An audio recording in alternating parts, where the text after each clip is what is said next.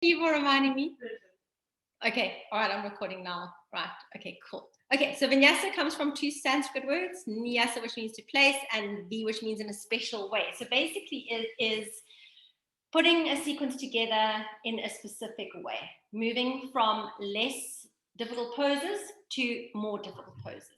Okay, so you don't just throw stuff together. It has to be thought about a little bit more carefully. Okay.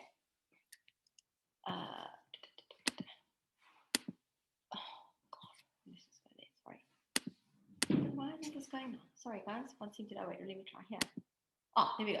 Okay, so the history of Vinyasa Yoga, I'm not going to go into it in too much detail, but there was an ancient text called the Yoga Kuranta that was transmitted to Krishnamacharya by his teacher, Brahmacharya. Okay, and this depicted a flowing sequence of yoga poses. It also described methods to link the poses using mudras, breath, bandhas, meditation, and asanas. So it was quite an informative ancient text. It had quite a bit of information on it. This was then shared with Pattabhi Jois, and I don't know if you guys know Pattabhi Jois, but he's the guy that developed Ashtanga Mysore Yoga. And all your vinyasa comes from Ashtanga Yoga. Has anybody done Ashtanga Yoga? Yes. Okay, quite a few of you. Okay, so you will recognize a lot of the poses in vinyasa. You know your warrior sequences and your chaturangas and downward facing dog, upward facing dog, all of that. So it all comes from Ashtanga Yoga. Okay. So the most common example of a vinyasa, what we would call a vinyasa, which is linking one movement to another, is a sun A and a sun B. Sun salutation A, sun salutation B. It's a good example of moving one breath, one movement. I'm sure you guys have done sun salutations. Have you? Yeah. Done sun A, sun B's? Okay. So it's a good example of moving one breath, one movement. And that is also one of the keys of vinyasa yoga. Unless you are holding a pose, in which case the students just breathe. But the rest of the vinyasa has to be flow, which means you move basically one breath, one movement. So in a vinyasa class, you are cueing breath all the time. Okay, you cue the inhales and you cue the exhales. Okay. So you move from poses in a series of sequences, and it is always linked with Ujjayi Pranayama, victorious breath. That is the breath that you use, okay, in your yoga practice. There are other types of pranayama which you can bring in at the beginning or at the end of a class, but throughout the practice, your students use and breathe with Ujjayi Pranayama. Do you all know what that is? Yeah. Okay. So and remember when you're teaching, anything that is expanding and creating space, you do on an inhale. And then everything that is contracting, you do on an exhale. And it's quite important that you don't get those mixed up. And I have been to some classes where the teachers have been cueing it incorrectly and it just doesn't feel right in your body. If you're doing a three-legged dog and you're lifting a leg up behind you, that's on an inhale. And when you pull the knee to nose, because you're contracting, it's on an exhale. And if you cue it the wrong way around, it just doesn't feel right in your body. It's almost natural to let the breath move out of the lungs when you're squeezing things together and draw breath into the lungs when you are extending or expanding. I'm sure that makes perfect sense. Okay. So Ashtanga consists of quite a few series, which is quite long. A primary series is 2 slides. So an Ashtanga sequence, the primary sequence or primary series, will probably take about 2 hours to complete. And as most of you probably know, the original Ashtanga was Mysore Yoga. Do you all know what happens in a Mysore Yoga practice? Mm-hmm. Okay, so you are not led in a class by a teacher who stands at the front. You practice on your own. You have to know the sequence in order to be able to do that. You have a teacher in the room, not guiding you through the practice, but will walk around and help you and adjust you to get deeper into some of the poses. So it's not a led class. Mysore is you practice on your own. Okay. That's the basis of Mysore Yoga. Right, so vinyasa is essentially, I've said that sequence of progressive sequences that unfold with inherent harmony and intelligence. Okay, it has to make sense what you're doing, what you're teaching. Okay. Poses are held while maintaining the rhythmic flow of breath. So we don't cue breathing when you're holding a pose. When you're holding it, I don't say inhale, exhale. When you're holding a pose, you just remind them to breathe. Okay, so make sure that they are breathing. Each class in vinyasa offers a different sequence depending on what the teacher is teaching. Okay, Sun A and Sun Bs are often used, and so are your warrior sequences, your warrior 2, reverse warrior, extended side angle. You guys know that those poses? Okay, and the flow is generally sequenced from simpler poses to more advanced. Obviously, you want the body to warm up gradually. You can't take somebody from the first downward facing dog into something like Skandasana or splits, because that makes no sense whatsoever. Okay, you have to be mindful that you're going to open the body up slowly and work from more simple poses to more advanced poses. Okay. And because Vinyasa is so dynamic and a lot of movement, it appeals to a lot of practitioners and is one of the most attractive forms of yoga today. It's very, very, very popular. Okay, yoga, I mean, the Vinyasa classes are always quite busy and quite full. So some of the differences between Ashtanga and Vinyasa. Ashtanga, as I said, has 6 series, the primary, intermediate, and then 4 advanced. In a lifetime of practicing Ashtanga, most people only ever complete primary sequence because it is not easy, it's difficult, it's complicated, and you are not allowed to move onto a following pose unless you have mastered the previous pose. So that person who is in the room in your Mysore class, in your practice, will tell you, you haven't quite got that twist correct. You don't move on from that pose until you have got it correct. So you might be on that pose for a month. So you'll do the sequence up to that pose, and then you stop, because you're not allowed to move on to the following pose. Did you guys know that? No. So okay. What you do in the class? Do you then start from the beginning? No, then you don't. Then you don't. So your practice might be Sun A, Sun B, and 1 or 2 poses in the beginning, and that's it. Okay. And even the Sun A's and Sun B's, if you don't do those correctly, no, it's quite strict. So you cannot move on to a more advanced pose until you have mastered the previous one. That is why it takes so long for people, and that is why most people in their lifetime only get to actually complete the primary series. Very few move on to secondary or intermediate or advanced. Okay. Vinyasa, as I said, so Ashtanga is a set sequence. Same flow, you saw that little, okay, it's the same sequence all the time. All right, like similar to Hot 26 that we did last week, it's the same sequence all the time. Vinyasa, as I said, is a different sequence each and every time you come to a class, depending on what your teacher is teaching. In Ashtanga, once you get into a pose, you hold the pose for 5 breaths. Each and every pose in Ashtanga is held for 5 breaths, all of them, okay? Vinyasa, you don't particularly hold every single pose at all. You flow, and then you may hold one pose for a little while if you want them to feel something or you want them to work in a little bit deeper. Okay. Most of the time, it's 1 breath, 1 movement. So it's not static. It's very dynamic. Okay. I told you that somebody may not move on to a pose until the pose or sequence has been mastered. In Vinyasa, that doesn't come into play. Beginners can arrive in an intermediate class, and I don't say to them, okay, no, you can't carry on because you don't know what you're doing. They arrive and they do what they can. Okay, so there are no rules and regulations like that in Vinyasa. Okay, and Ashtanga doesn't have a peak pose. This primary sequence is based more on around forward folding and back bending. And sometimes in Vinyasa, you sequence to a peak pose. A lot of the time, you don't.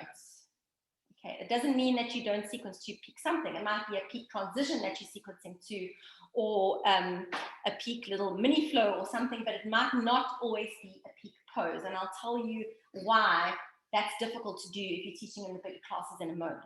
Okay. It's not, you can't rule it out completely, but it's not always the best thing to do.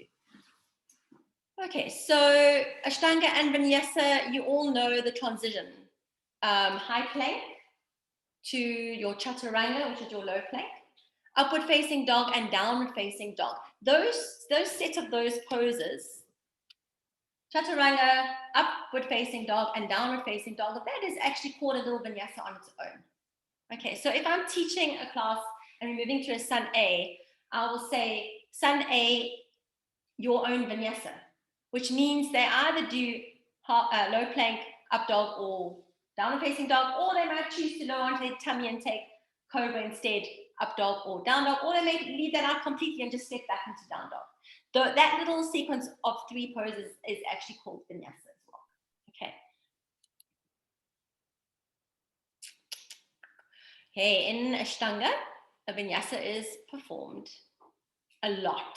That little Vinyasa of high plank, low plank, upward facing dog, downward facing dog. You do a huge number of those chaturangas in an Ashtanga class.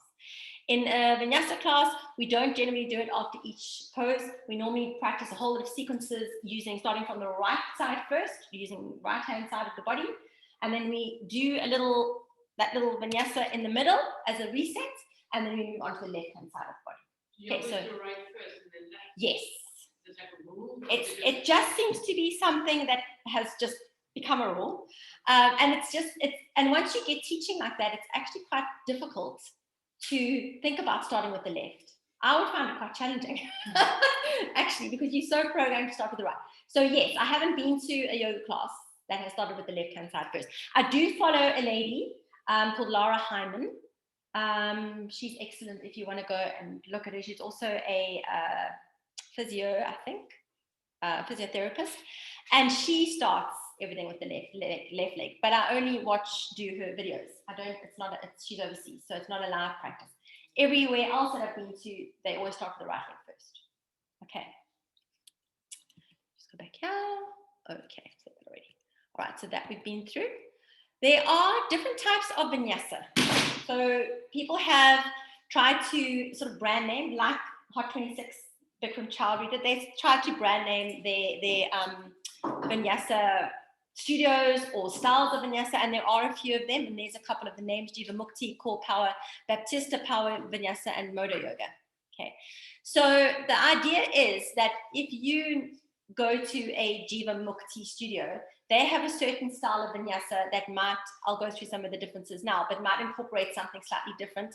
Wherever you go in the world, if you go to a Jiva Mukti practice or studio, you will get what you expect to be a general Jiva Mukti, whatever that is, style of vinyasa. Okay, so people have just tried to make themselves a little bit more unique by brand naming different types of vinyasa yoga. And wherever you go, they've got to have a certain formula, the studios. I think they do pay franchise fees, and the style of vinyasa is the same for each different one. Okay, specific to each studio. Does that make sense? Okay, it's also the same here, actually, although we don't brand name it. A class that I teach at Yoga Spirits is slightly different to a class that is taught at Yoga Life.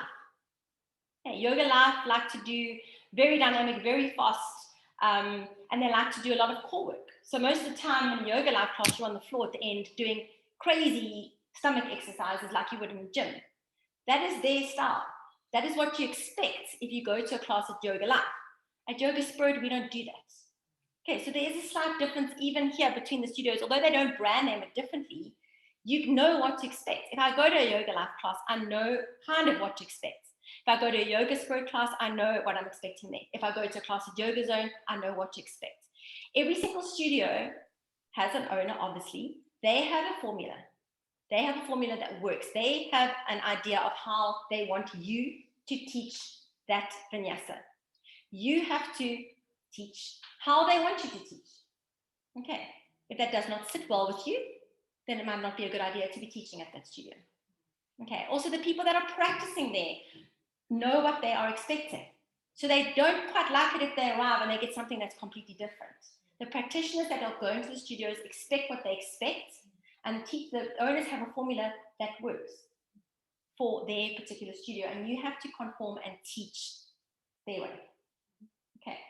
So if you're teaching at different studios, they might have different rules or different ways they want you to teach. You have to change your sequence slightly or whatever, or make it a little bit slower. I do this, I teach a little bit slower at Yoga Zone, and I teach faster at Yoga Spirit, which means I can put more poses in at Yoga Spirit because the practitioners are stronger than what I do at Yoga Zone. Okay, so I've got the same sequence, but I adjust it according to the studio that I'm teaching at. I set the sequence for a week, and I teach the same sequence the whole week. I change it on the Sunday, and I start from Monday with a new sequence. So I have to, and with that general structure of the sequence, I then have to adjust it according to the studio that I'm teaching at. Sorry, they're just telling you, like we want for the. What you have to do what you have to do to learn actually what kind of formula they have is to practice at the studios. It's the only way that you really get to know what they are expecting. As a teacher, you then have an idea. And believe you me, if you don't do what they expect, the studio owners will tell you. They will call you out. They would say, no, you didn't do enough of this. You didn't flow. You're not supposed to hold poses. I don't like peak poses, whatever. And that is how you have to teach at their studio. That's what I'm saying. If it doesn't sit well with you, change. Okay. And if you don't conform, believe you me, you either do or you get fired. Okay, that's what it is, because the studio owners have a formula that works. Okay, and they like everyone to stick to that. Listen, you're allowed to have a little bit of freedom in your creations of your sequences or whatever, but you know what they're expecting. As I said, yoga zone, I teach slower, and I take some. If I've added half moon, which is quite challenging, into a sequence for yoga spirit, I might just leave it out at yoga zone. Same sequence, but I just adjusted according to what I'm teaching. Okay, going back to these different kinds of yoga. Jiva Mukti yoga is vigorous, fast-paced. It was developed by David Life and Shannon Gannon. It's not really important to know who it is. But each class has a theme. They have a lot of scripture. They have chanting, meditation, asana, pranayama, and music. They also adhere to the strict interpretation of the Yama Ahimsa, which means non-violence. So teachers and practitioners of Jiva Mukti Vinyasa tend to stick to a vegetarian diet because ahimsa, no violence, means no violence against animals. So that's their sort of difference between their yoga and everybody else's. And as I said, they advocate a vegan diet. And this is the kind of yoga that your Sting and your Madonna and all the sort of celebrities tend to gravitate towards. Okay, so if you don't like the scripture or you don't like the chanting, it may not appeal to you, so this might not be your style of yoga, then you're going to find something else. But if you go into a Jiva Mukti class here, there, or anywhere, that is what you're going to get.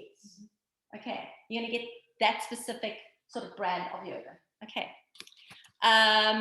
Core Power was founded by Trevor Tice, and they have 3 levels of classes, level 1, level 2, and level 3, and they're all, level 1 are unheated, level 2 and 3 are heated. Okay. And some classes even use weights. So if you're going to Core Power Yoga Studio, expect to be using some weights. Okay. Moda Yoga, differences, classes are heated to 38 degrees, but they also offer hot 26 Bikram and what they call Modo Flow. So that would be a specific kind of vinyasa in whichever formula it is taught, and you will get the basic same formula wherever you go, just like we have here. Okay, except we don't brand name it. Okay. All right, I'm going to talk to you quickly about power yoga. Has anybody, normally when we teach power yoga classes, it generally, not always, indicates that the class is heated, but not always. Okay, we can have normal vinyasa classes that are also heated, but normally power yoga tends to advocate classes that are heated. The normal vinyasa classes can also be heated. At Yoga Zone, we teach normal vinyasa classes at 37 degrees. At Yoga Spirit, the power vinyasa classes are the ones that are heated. So we have heated and unheated. At Yoga Zone, we only have heated. Okay. Which one is Yoga Zone? It's in the gardens, at the Wellness Center. Yes. Yes. Okay. So power yoga is fast. It's energetic. You move quite quickly from one pose to the other, and there's a lot less holding of poses. So it's very dynamic and quite fast. Okay. It's sometimes said to be a bit of a workout, which it can be. Okay, that's the idea. If you're going to do a class of yoga life, you're going to feel like you've really worked out. Okay. And I said the heat is 34 to 36 degrees Celsius. So it's a little bit cooler than your hot 26, which was 40, but it's still quite hot. Okay, where did power yoga come from? It was developed by a guy called Larry Schultz, and he did Ashtanga yoga under Katabi Joyce. And he just got irritated with the fact that you weren't allowed to move into the next pose. Okay, so he thought, I'm done with this. I'm going to develop my own yoga, but I want to take it up a level from Vinyasa. So he developed his style of yoga, which is called rocket yoga. And he took poses from the 3 Ashtanga series and sequenced them around joints. So he would have a rocket sequence that was, for example, sequenced around hip opening or whatever. Okay, so he sequenced more around the joints, whereas the Ashtanga sequences are not based on joints at all. They're based on different principles altogether. Okay, you can imagine how that annoyed the Ashtangis. Okay, because that just threw all that principle of you're not allowed to go on to another pose under the bus, and anybody could go and do his classes, and they weren't told you're not allowed to move on from here. Okay, so that's how power yoga started. You can't really see that clearly, but that's an example of an advanced rocket series. And you can see the third pose in there in crow. It's quite interesting, which is very interesting because that's quite a difficult arm balance. But anyway, so that's just an example of a rocket sequence. So within the power yoga community, you had a lady called Beryl Birch who released a book called Power Yoga, Total Strength and Flexibility Workout. You had a guy called Brian Kest who released a series of yoga videos based on power yoga. Then you have a guy called Baron Baptista. He has got his own brand of power yoga in Australia. So if you go to a Baron Baptista class, you know what to kind of expect. And power yoga is very popular in the US. It's got a good following in Europe and Asia, and it's very popular in South Africa. Okay, power yoga classes are full, a lot of them, full. Okay. Okay, so the difference between a normal vinyasa class and a power yoga class is that the power yoga class generally attracts people who are looking for more of an intense workout because it is a lot faster and dynamic. They don't particularly want or are interested in Sanskrits or chanting, and not too concerned about sitting in meditation for too long either. So we have a short meditation at the beginning. We start in something like child's pose or whatever your starting pose is, where you don't keep them for longer than about 5 minutes because they want to move on. And then you have a very fast and dynamic flow, and then basically Shavasana at the end, and that's the end of the meditation. We don't use a lot of Sanskrits at the studios, especially not for power yoga. People just prefer to be told warrior 1, warrior 2, triangle, whatever. I do use some Sanskrit words, but most of it is just English. Okay, which is a bit unfortunate because I think Sanskrit is quite unique to yoga and should be used.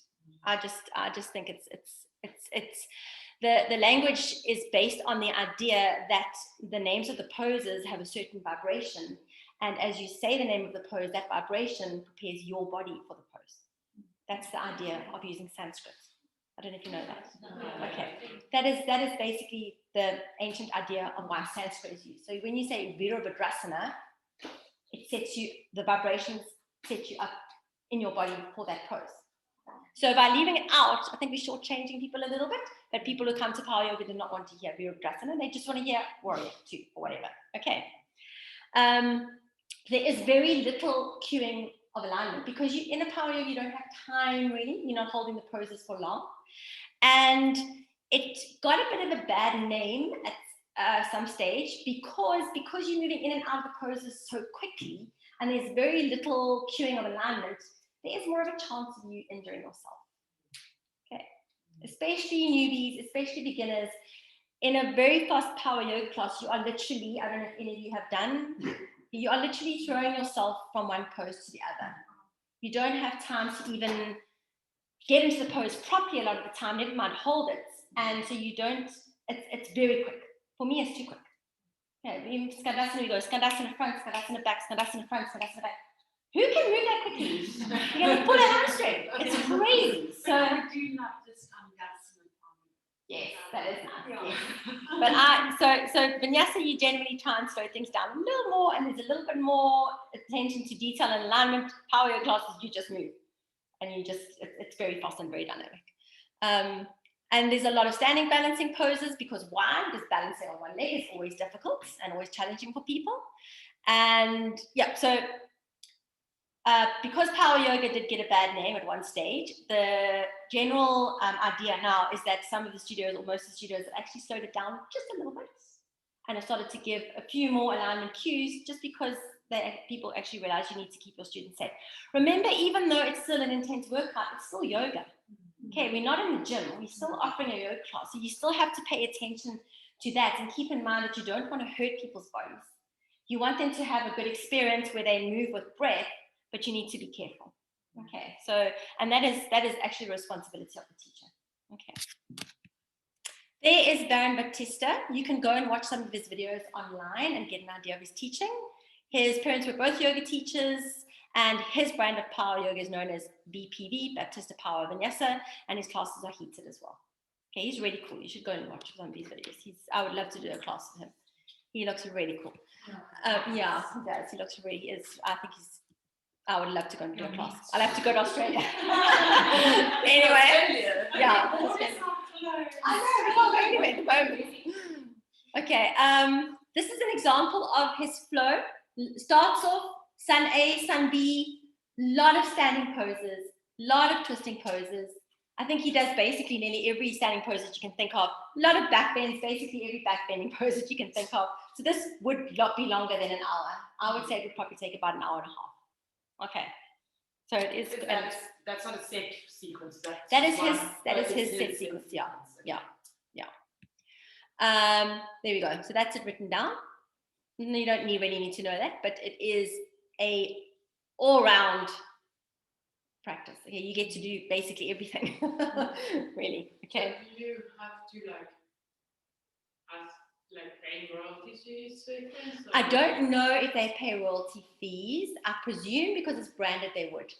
Yes, I'm assuming. I'll go and find out and I'll let you know. But I presume that they would have to. Yeah. If they use his name or if they use his sequence without saying his name. No, I suppose, you know what? Branded sequences on social No, media. it doesn't make sense to me either. So I'll go and find out because I'm not sure about that actually. I'll see what I can find out. I'll get back to you on that. That's a good question. I'll go and find out. Okay, so how do different studios present power yoga? How do they make themselves a little bit different? I've already told you they make it faster. Some of it is heated, and some of it, I'm just using Yoga Life as an example, just because I've done a couple of the classes, and they have a lot of core-based stuff. Like I said, you're on the floor doing stomach exercises at the end. Okay, so that is how they teach their power yoga classes.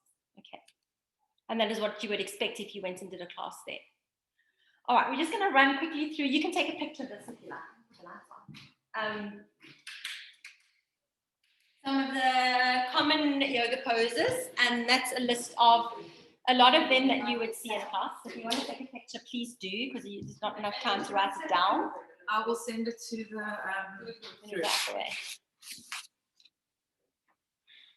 Thank you. Okay, so we have a not an extensive number of yoga poses.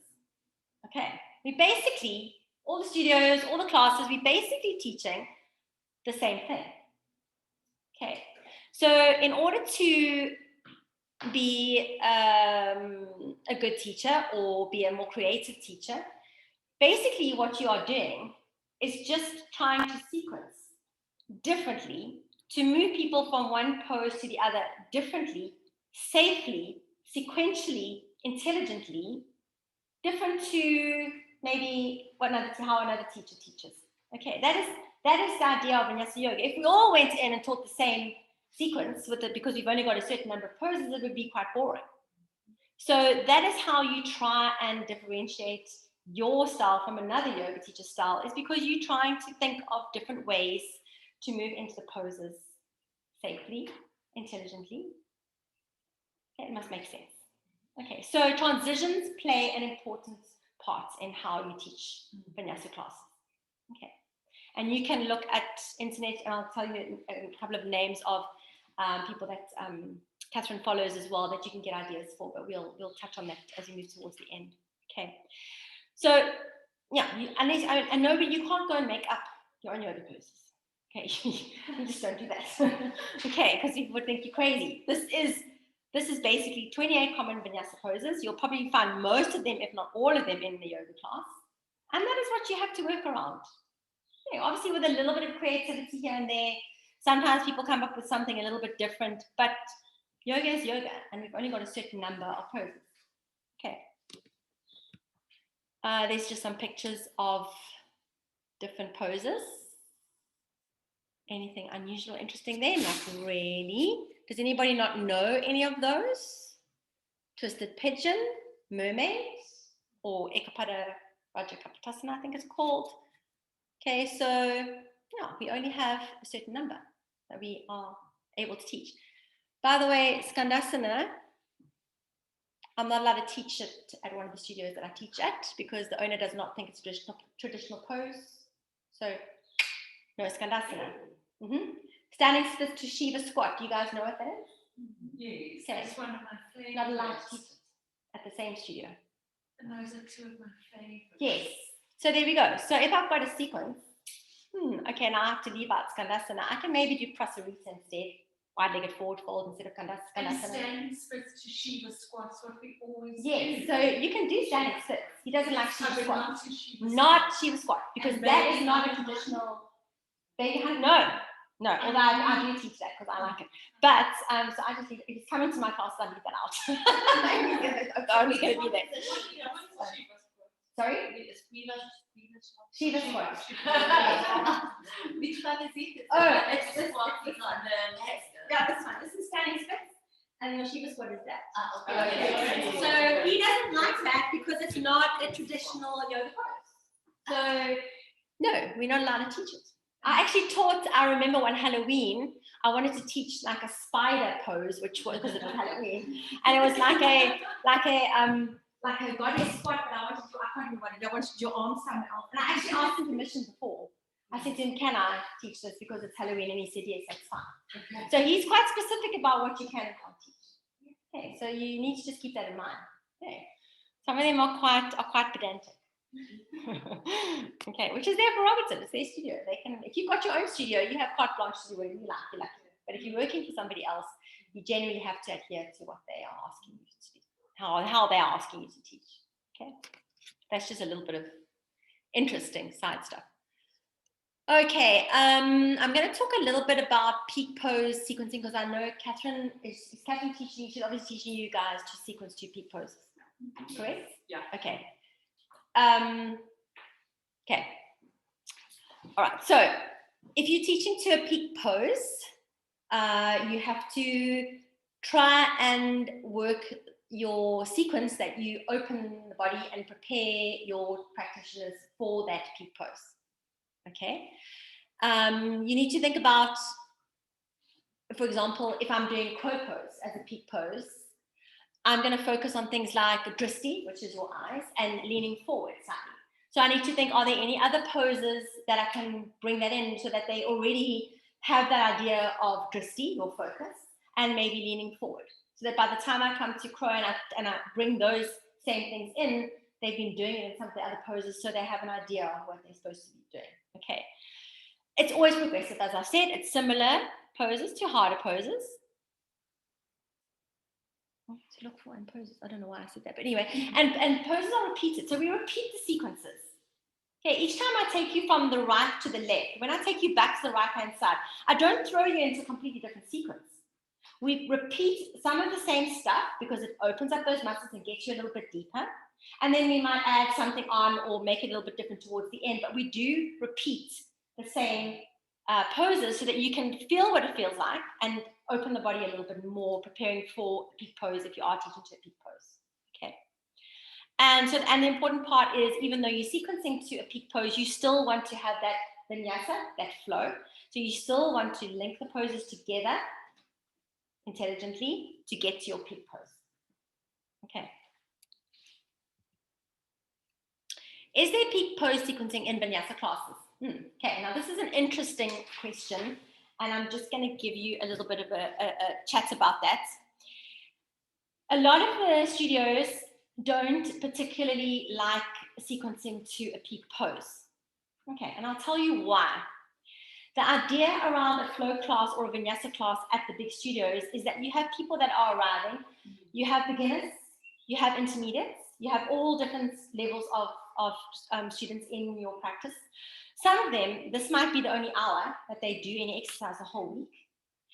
All they want to do is arrive in a class, have a little bit of meditation at the beginning, have a flow that incorporates a little bit of everything. Twisting, back bending, one-legged poses, forward folding, whatever. They want to be able to breathe, one breath, one movement. They want to be able to switch their minds off, because that's exactly, that is one of the biggest reasons why people come to yoga. And a little bit of meditation and shavasana at the end. Okay. So if I'm teaching a flow class and I'm teaching to a peak pose, the difficulty, or I suppose I'm going to use the word difficulty with that, is you have to, sometimes, you do actually all the time, if you're teaching a peak pose, stop the class, demonstrate the peak pose, and then take them through a flow that leads them to the peak pose. Okay. Now, a lot of the students don't like that because now it's broken their whole flow, it's broken their whole zen, it's broken their whole. Okay. Yeah. So a lot of this Vanessa classes, we name the peak poses and people can go into it, but we don't break the flow to sit down or demonstrate the peak pose. Okay. Having said that, every now and then I'll have a sequence for a week and I'll go, okay, 8 angle pose is never taught. I'm gonna sequence towards it, and if I have to demonstrate it at the end, that's fine. It's not ideal, but the people that are more advanced practitioners love it, and then I will give the people who can't get into the arm balance, something else to do. Maybe they just forward fold and Paschimottanasana or something while we're in getting people into 8th angle. Okay, yes. When you do the sequence to reach a big pose, is something that you do that maybe speak about before you start prepare the student, okay, so today we're gonna do this flow towards this 8th angle pose. Yes. That is this one. Yes. If I'm teaching to a peak pose, I do not warn. I do tell them, not warn them, that sounds scary. I do tell them before we get started that we're working to a peak pose. And I will say to them, when you get there, have a little bit of fun, be a little bit playful, because people tend to get a little bit anxious. And you don't want that either. So you just put their minds at rest. If you get into the peak pose, we get into arm balance, that's fine. If you don't, it doesn't matter. Okay. But the basic idea is you don't want to break the flow. Yeah. So I don't teach a peak pose in every single sequence because that's not what a lot of the students want. And that's not how the yoga studio owners specifically want you to teach. Okay, so peak poses are thrown in. We'll say 3-legged dog, okay, Ekapada Kundaliyasana. I won't use Ekapada Kundaliyasana, I'm saying it for you guys, but I'd say hurdler's pose, go. Anybody else, we just doing knee to tricep and we hold it. And those people who know hurdler's pose will go into it. I don't stop and teach it. Okay. Because I've never seen at any studio a peak pose yoga class. Does it have another name? Because I found it. Because in Vinyasa class, yes. when I talked about, there's a lot of because there's no time for meditation to yes. pose, there's a time when you get stuck, and as soon as you get to something a bit more difficult, if you yes. go on your own, watch YouTube videos. Yes, you get stuck and you don't know how to do it. Correct. So is there a type of yoga that is does that exist at the studio? I think if you go to a private studio, the smaller studios, the boutique studios, you probably have more chance of being taught to a peak pose. Okay, but then your practitioners, it's actually quite interesting. I teach at a private yoga studio in Takai, and they are very strong, and they want the arm balances, and they want, so I have great fun because I can stop the class in the middle and I'll say, for example, if I'm going to throw hurdlers in, we'll be in downward facing dog and I'll say, hey guys, the next flow I'm going to add in hurdlers, Ekapada Kundaliyasana. Let's give it a practice first. And I'll show them, I'll say, this is how it's done. Try and go into it with momentum, whatever.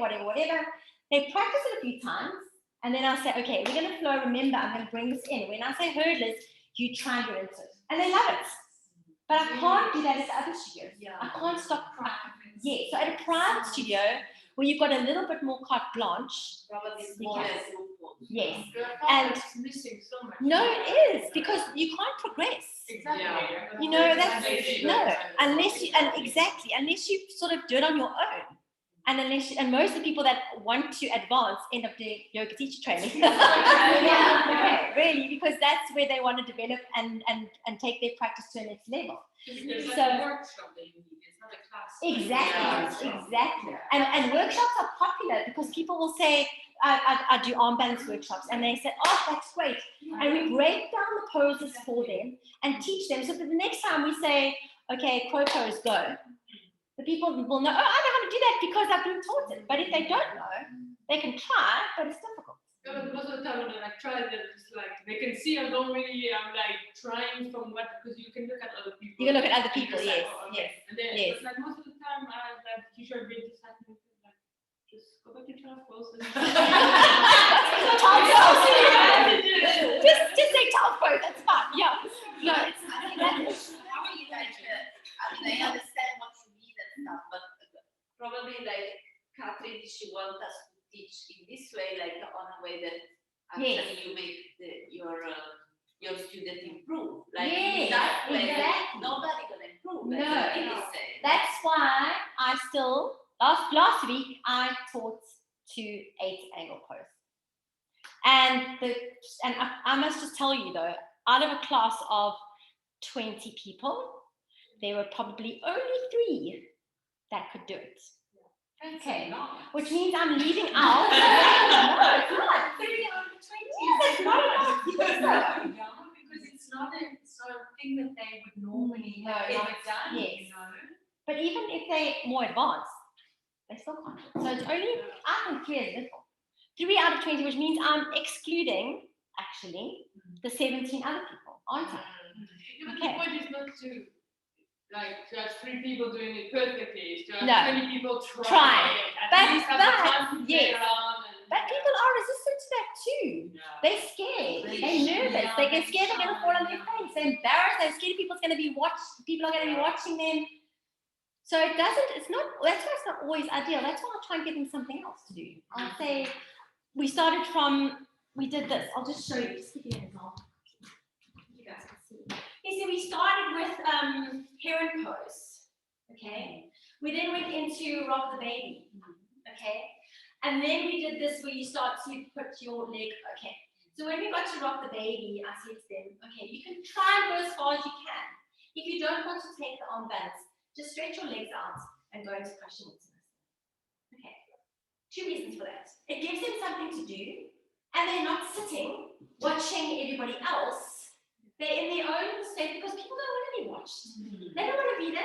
Well, people are trying to get into an arm balance and they're scared. They don't want people sitting and ogling at them. So I try and put them in something that keeps them in their own space, that they're not sitting ogling over the other people. Because it makes people feel intimidated. So the first bit that you gave them is just the crowd.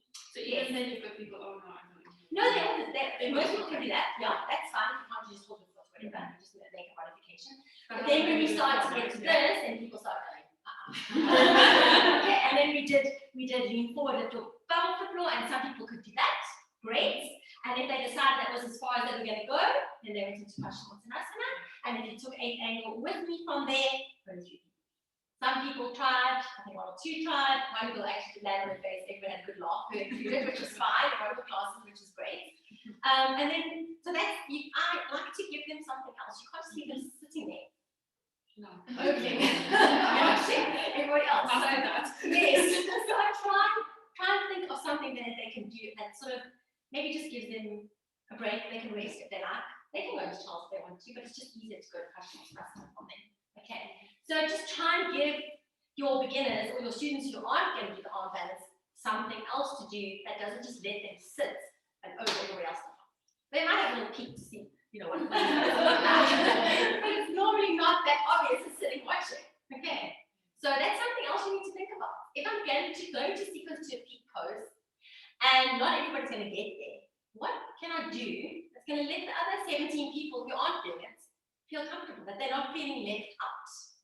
Okay, because I just know that people hate just sitting and watching everybody else. Okay, so you try and keep your students included in some way. Not always possible, but you try. Okay, right. Okay, so that's sequencing in Vinyasa classes. Have you done that? Okay, so I've said peak pose sequencing is not really taught. It's just the poses, the names of the poses are given. Like from twisted chair, I'll say, right, anybody who wants Parsvipakasana, side crow, off you go. You do it. If you're not taking it, you stay in your twisted chair. Okay, so that's how basically those peak poses are added in, and people have options to do it. If they can't do it, they just stay wherever they are. Okay, at least they're doing something. They're not doing nothing. Okay. Okay, so I've said they want all-rounded movement. They want to feel like they've done a little bit of everything, and then they're happy. Yes. Sorry. No, I'm fine. You must be covered. It's on your.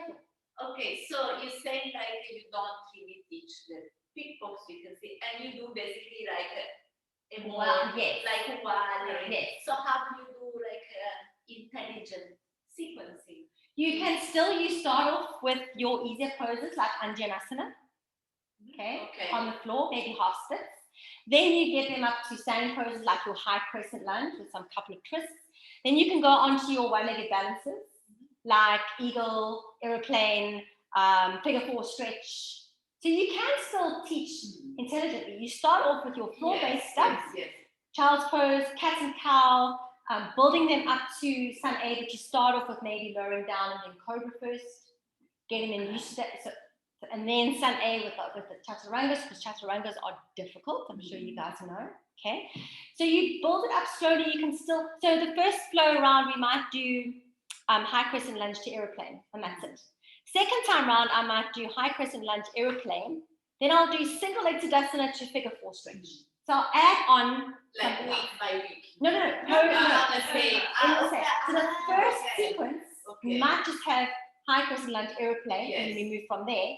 Second time around, we do it again on the right hand side. I'll do aeroplane, and then I'll do single leg Tadasana figure four stretch, or single leg Tadasana eagle, and add something else on. So it's still sequencing from floor-based stuff up to your standing poses, up to the more advanced poses, warrior flows in between, okay? And ending off with maybe your peak pose is something like half moon, which is great because you don't need to demonstrate. And half moon is difficult. Okay, so that might be challenging enough. So you're still sequencing towards maybe not a peak pose like those ones that I mentioned, but something that is a little bit more challenging. Let me put it that way. Okay, so you sequence towards something that's going to give them a little bit of a challenge without having to stop, demonstrate, and then get them back into it. Okay, half moon you don't have to demonstrate. Most of the time they watch what everybody's doing, and those people that can do it, they'll watch them, and if they can't do it, you might need to give them a block underneath their hand or something to help them. And that's challenging enough for a lot of people. Okay, half moon is difficult. Okay, even standing splits is difficult. Okay, so it might not be a peak pose as in crow or Titipasana or Urdhva Dhanurasana, whatever. It might just be something even as simple as half moon. That's fine. Perfect. And you still sequence towards that, starting off softer poses, easier poses, and getting towards the more difficult one. Okay. All right. Okay. These are just some examples of peak poses that we throw in. Handstands also. You're in downward facing dog, and there's some people that in child's pose, and I can see the people in downward facing dog have got lots of energy. I'll say to them, handstand practice if you want to take some handstand hops, whatever you want to do. We have about 8 breaths, a little bit of playtime, go for it.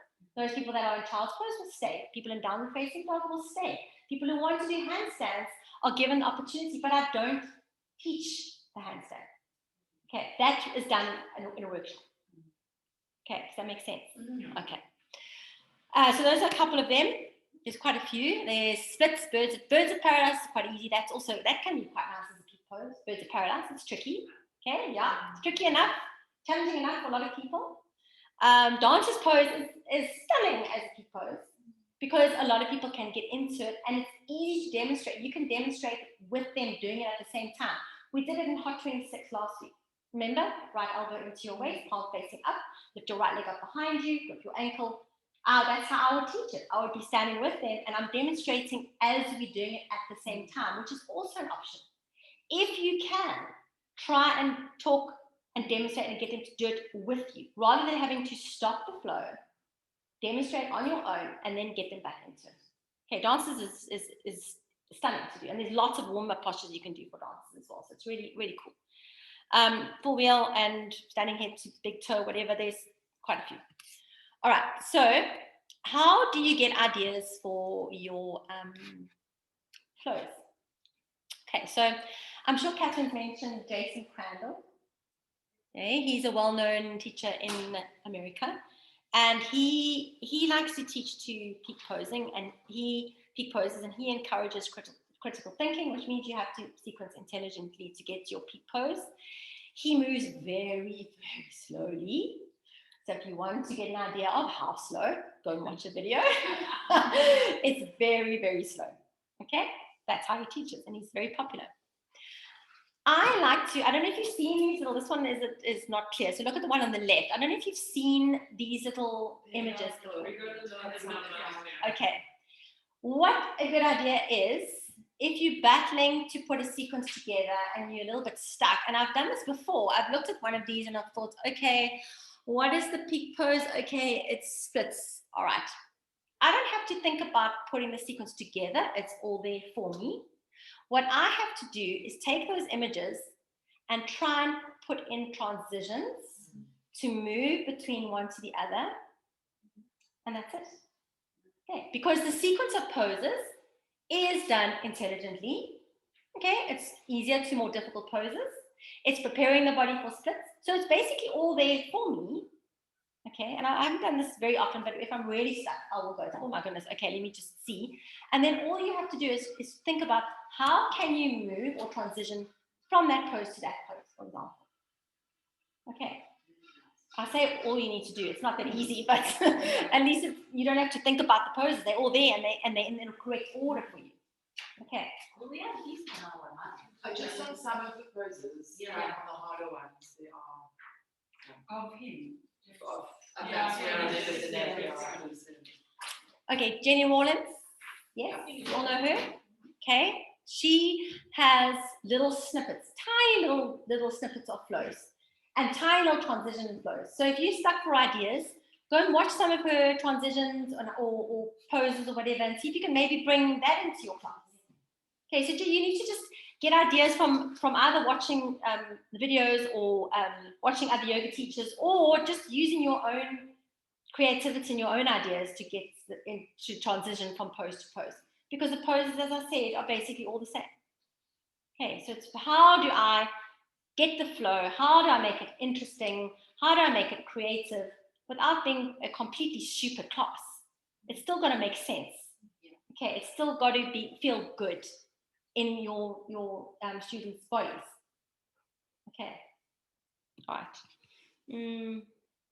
Okay, I think you know, I don't know if you know these transitions. We'll just use the pictures rather. Okay, Skandasana. You can do Skandasana front of your mat, Skandasana back of your mat. You can then do a low lunge the front of the mat. You can do a low lunge the back of the mat, so you can change direction on the mat. I use this as a bit of a hamstring opener if I'm going to be doing more hamstring intensive stuff further on in the class. So I try and think, what transition can I bring in that's going to help open the body for what I'm going to be teaching further down the line. So you also need to think, are my transitions helping my sequence? Okay, so you don't just throw in a transition because it's a transition. I try and think, okay, what transition can I use that's going to open up the hamstring? What transition can I use that's going to, I don't know, get them used to standing on one leg or whatever? Okay, so your transitions also kind of, not always, but a lot of the time need to make sense as well, rather than just being thrown in. But some of them are just for breath and movement, basically, quite simple, like Star Horse. You guys know Star Horse? Yeah. Okay, that is used a lot, and it's just easy, simple breath work, basically. You can make it more difficult by getting people to hold horse for a few rounds of breath, which is enough of a challenge for most people. It's difficult. Okay. Curtsy squats, also to change legs. You can do chair pose and then curtsy squat with the right leg behind you, chair pose, and then curtsy squat with the left leg behind you. Then I'm on the other side. Okay, so I basically switch legs without even doing the vinyasa in the middle or whatever. Okay. Prasarita, wide-legged forward fold. From your prasarita, which you do facing the side of your mat, you can do a halfway lift, and then you can do either low lunge to the front of your mat or low lunge to the back of your mat. So you can change direction. It's quite nice to get people changing directions on their mats. A 5-pointed star to horse. Nice, just easy. Beginners love it because it's just focusing on your breath. I mean, that is not difficult unless you're holding it. And in a beginner's class, most challenging thing I probably get them to do is aeroplane on one leg, hold this once, and maybe try and bring them into crow pose at the end. That's it. Beginners can't do more than that. Okay. Reverse warrior, reverse triangle, figure 4 stretch. Okay. You can change legs. You can do figure 4 stretch right hand side, chair pose, figure 4 stretch left leg, and then I'm on the other side. if I want to change legs. Okay. I've spoken to you about this already, how to put together a peak pose sequence. Okay, so if I am sequencing, this is how I do it, and this is not how you guys need to do it, but this is how I do it. I don't write down sequences before I teach. I will think of, okay, what am I going to teach today? Okay, dances. Or what am I going to teach this week rather? Okay, dances. Okay, great. What poses can I use on the way? I can do back bends on the floor. I can do tiger pose because it mimics the same shape as my peak pose. I can do, sorry? Oh, sorry. This one. Okay, so it's similar to your dances. Okay, so I can bring that in. I can do prone dances lying on the floor, on the belly button, on the tummy, so I can bring those in. I need to open up hip flexors, so I can bring in your Untitled lunges. And so I get on my mat, and I just start to put the sequence together by doing it. Okay. It is always a good idea, even if you write your sequences down, obviously to practice your own class. Okay. You will feel then if something doesn't feel good in your body, if a transition feels uncomfortable. If it feels uncomfortable for me, it's going to feel uncomfortable for other people, then I'll change it. Okay, so don't think, oh no, just because it doesn't uncomfortable for me, it doesn't matter, then just do it. No, you still want people's bodies to feel good, whatever you're teaching. So if it doesn't feel comfortable for you, don't teach it, change it. Okay, so I get onto my mat, I put together a sequence, trying out different things, getting into prep poses towards the peak pose, whatever I need to do with transitions in between. I then will practice it myself 3 or 4 times, but then I've got it in my brain, and I will go and teach it. And then, once I've taught it once, I think, okay, I can do that a little bit different, and I can maybe do that a little bit different, and then I'll maybe modify it just a little, and then I go and write it down. That's just me. Okay. How many years of experience? Yeah. Okay, so what happens, you're teaching, and for a reason, you just forget what you were supposed to do. Can you just continue with improvise? That has happened a few times, to be honest. Most of the time, what I did one time, I got stuck. We went high press and lunge. I couldn't remember where we were going. Yeah. I just said hands to prayer, and then I said, Mohammed, do you remember where we went? He said, no. I said, Robert. Robert, do you remember where we went? He said, no. And I thought, oh God. And then I remember, and I said, okay, guys, I've got it. I remember where we were going, and we moved on. Okay, just try to make a joke of it all the time. But if you need to improvise, that's where it gets tricky. No, so say that you've done the right and you've done the thing, and then you suddenly, God, so where was it that I'm going to go now? So it's not what you've written down. Okay. Can you just continue? That's difficult. Because you've now That's difficult. So you try very hard not to. So you get back into your groove. Yes. Try very hard. Look, it happens. We do forget. And hopefully you haven't forgotten the whole sequence on the one side. Is it from the point to bring notes? Like it's a... I can't teach with notes. No, but like you have it in case you draw a complete blank. Yes, you can, but then but it's difficult to have these. Remember, you are still watching your students. You're still cueing. You're still adjusting your music. You're still adjusting the heat if you need to, because sometimes we start off when the heat is on full blast, and halfway through it gets too hot, so we have to turn it down or switch the humidity off. There's a lot going on. I don't have time to still be trying to read a piece of paper, trying to find the hours. Okay, just for me it doesn't work. So try really, really hard not to forget, and that's why I practice it myself. Because once I practice it 3 or 4 times, it's like muscle memory. It's there. If I need to practice it 10 times, then I practice it 10 times. I make sure that I know exactly where I'm going. And if I do get stuck, that sometimes happens. Try and make a joke of it, and try as quickly as you can remember where on earth you were going. And if you do happen to leave out one little figure 4 stretch or something, a lot of people won't notice. They'll notice if you leave out the whole right-hand side or the whole left-hand side. Okay. So just try and not forget that. Okay. So when you first start teaching, make your sequences simple. But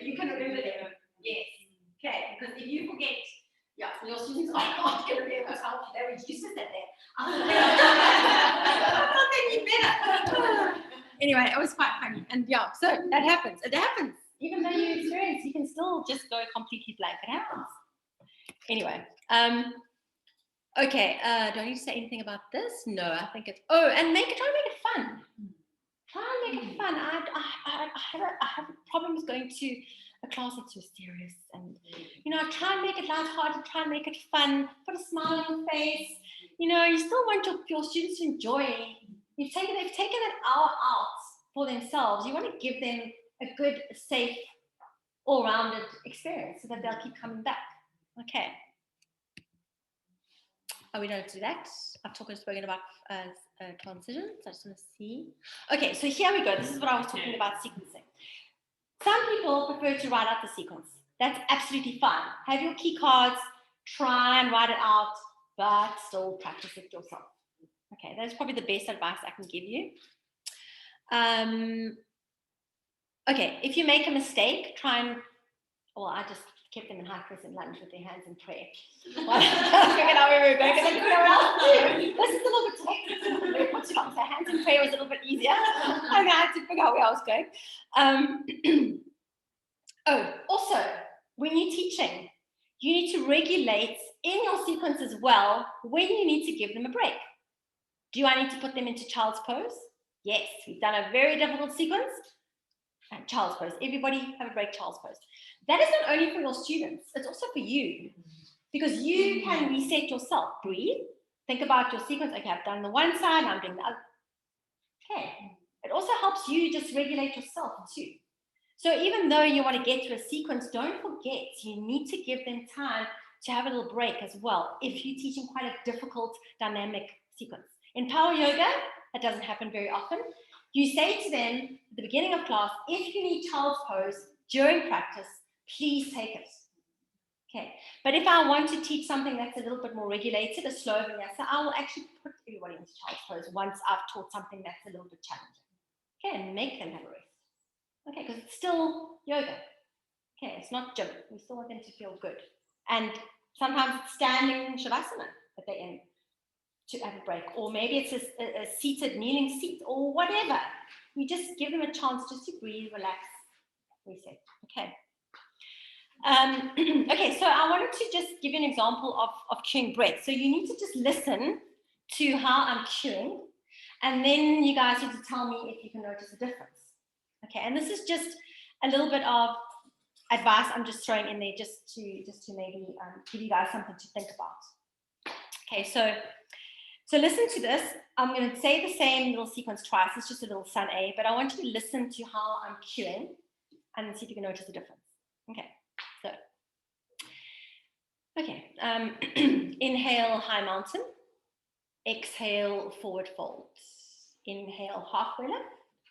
Exhale, forward fold. Inhale, high mountain. Exhale, samastitihi. Okay, next one. High mountain, inhale. Forward fold, exhale. Halfway lift, inhale. Forward fold, exhale. High mountain, inhale. Samastitihi, exhale. Did you see the difference? Mm-hmm. Yes. Okay. So the first one, I'm cueing the action, then the breath. Second one, I'm cueing. Oh, sorry. First one, I'm cueing the breath and then the action. Second one, I'm cueing the action, then the breath. Okay. Most teachers cue inhale, high mountain. Exhale, forward fold. Most teachers cue the breath first. I do it the other way around. I just think if you have, because I'm thinking high mountain, inhale. Inhale, you see, I'm so used to doing. Inhale, high mountain. And I'm waiting. I cue the action first. Yeah. I think, okay, inhale, high mountain. I'm breathing in, but I'm not quite sure where I'm going. Exhale, I'm exhaling, but where am I going? Exhale, forward fold. Oh, now I'm going forward fold. Okay, inhale, where am I going? Inhale, I'm breathing in, where am I going? Inhale, halfway. Oh, halfway. Okay, I find that's what it does to me. Whereas if I say high mountain, inhale, they're going, and at the same time, the breath is happening almost at the same time. I find I just get stuck because I'm breathing in, but you're not telling me where I'm going. So I'm sort of at the top of my breath, and you haven't even told me where we go, that kind of thing. Okay, so I prefer to do it the other way around. It helps me get my students to flow better for me. It doesn't mean that you guys must do it. You guys need to check it out for yourselves. Like I said, most teachers don't cue it the way I do. Some do, some don't. Most teachers cue action first and then go.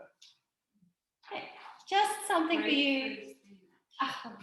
Breath first, then action. See, I'm so used to it. Okay, so I cue action. Okay, so just something for you to think about. You need to explore that for yourselves and see what feels more comfortable. But the day that I started doing that was like something just clicked, and it was like, oh my gosh, it just made the flow so much flowier and easier for students to just get to where I wanted them to get to. That is the idea. You want to get people to get to where you want them to get there in the easiest, simplest fashion. Okay, still one breath, one movement. That's basically what it is. Okay. We've done, okay, there's some other transitions that we, so Malasana. We'll be in Malasana, and I'll say you can either stay in Malasana, or anybody who wants to go into crow, you can. So people will stay in Malasana or they'll go into crow, but I'm not teaching crow. Okay? Oopsie, I've been the wrong one. Twisted chair to side crow. You just stay in twisted chair if you're not taking your arm balance. That's also the same sort of thing. Chair pose to Navasana. Okay, most people can do this. Basically, you're just lowering onto your bottom from chair to both pose.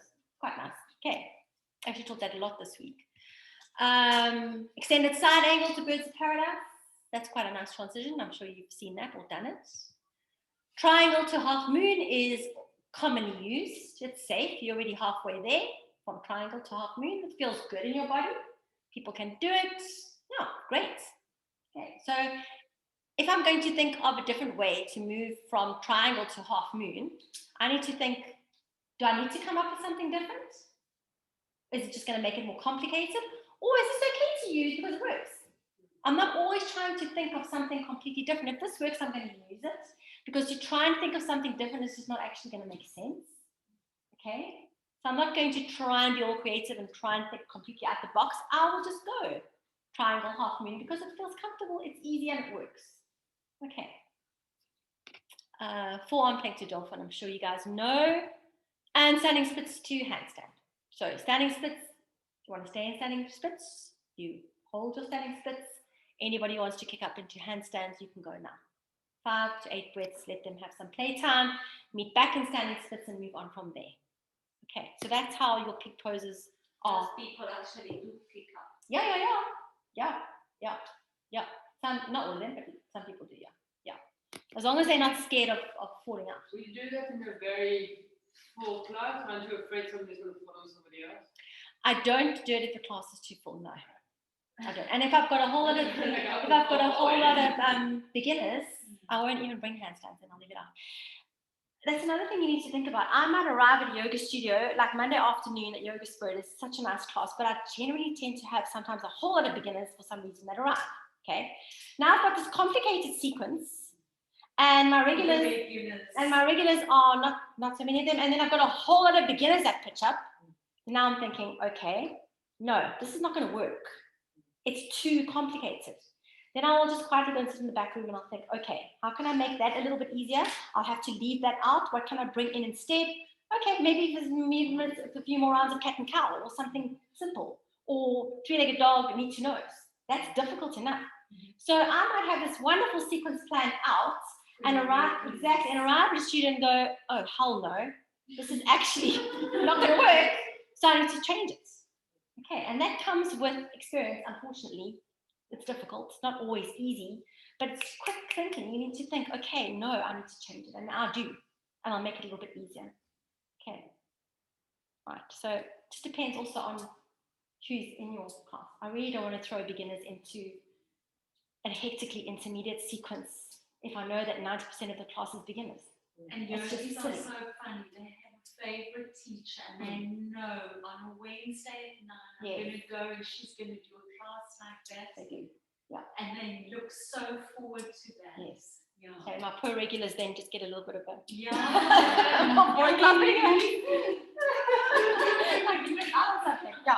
So just think about that too. You may just need to just jiggle your sequence a little bit depending on who's in your class. Okay. And like I said, for different studios, I teach faster, I teach more advanced at Yoga Spirit, and then I teach a little bit slower and leave some of the poses out at Yoga Zone. We get a lot of foreigners at Yoga Zone. I don't know their practice. They're used to moving slower. For some reason, the overseas studios, the yoga is slower. They don't like fast yoga at Yoga Zone. It's just a little bit slower. That means I haven't got time to stick in all those poses that I'm teaching faster at Yoga Spirit. So I have to leave some of them out. Okay, so it also depends on your studio, what kind of clients have you got coming, what are your students like. Okay, if I know people's bodies and I know my regulars, then I can say, right, I'm going to go into this intermediate sequence and we'll do it because I know they can manage it. Okay. What I've also done sometimes, and I'm just going to give you this as a bit of a tip as well, if I have got a transition, it's not a peak pose. I don't normally do this at the beginning of a class.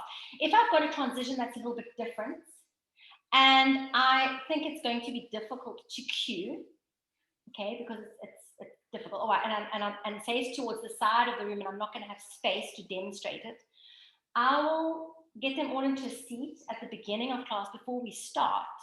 And I will say, guys, we're going to be doing this transition today. I'm going to show you when we get there, listen to the cues and remember what we've done now and we'll get into it. Then I will demonstrate the transition at the beginning. And so they have an idea of when I say, right, here comes that transition. I'm still cueing it, but I know at least I'm going to get them into it because they've seen it done and they know where we're going. Okay, so that is also something that you can, I don't know if anybody else does it, but I do that. Katie does. Does she? Okay. She does that all the time. And when she's doing it difficult, or not difficult, but for us and for her difficult, say a difficult change, then she'll go, okay, now identify your right hand. Okay. Identify your left foot. Okay, now da da da. Okay, and good. it's fabulous. Yes. And we're all so happy. And Yes. she too. Oh, that's awesome. It's okay. amazing. That's awesome. Yeah. So there's another way of maybe just slowing it down and cueing. Yeah. That's a good way of doing it too. So yeah, you just need to think about if you're going to get people in easily and safely. And if I can demo it with them, I'll do it. Otherwise, I'll teach them before. Okay, we're going to just touch on music because all yoga classes today have music. Yoga music is preferable. Okay, you don't want rap or disco rock in a yoga class. Please, if you're looking for music, listen to the whole track if you don't know the song. Because I once had a song, it was actually from Game of Thrones, and I should have known better. I should have known what was coming. And it started off beautiful and slow and just awesome. And I thought, great, we're going to have that for Shavasana. Halfway through, it just suddenly went and I had to run to the music system and switch it off and apologize profusely because that was not exactly suitable for Shavasana. My fault, I didn't listen to the whole song. I should know better. Okay, so if you're not sure of something, listen to it or forward it further down because some of them start slow and then if you just forward it and you listen to the end, it's like a crescendo of crap actually that you don't want. Okay, so just be mindful. Spotify is great. I don't know if you guys use it. Sorry? Yes, you have to subscribe, unfortunately. Okay, I did use Apple Music before, but now Spotify is it because they also give you, you play this for you. How about the whole copyright issue? Is that not a problem at the studio? No. You can It's absolutely fine. You also want your music to follow the theme of your class. So you start off slowly, you want slow music. When you get into the peak pose where you're moving a little bit quicker, ideally you want your music to be a little bit faster. And then obviously as you slow down towards the end, you want your music to be slower and softer. And Shavasana, preferably something that doesn't have any lyrics in it, although I sometimes still use songs with lyrics, but something that's soft and gentle and that's not going to have people's minds racing. Okay, because that's not what you want in Shavasana. Okay. Remember, music is not the class. I don't have my music blaring where I have to shout at my students.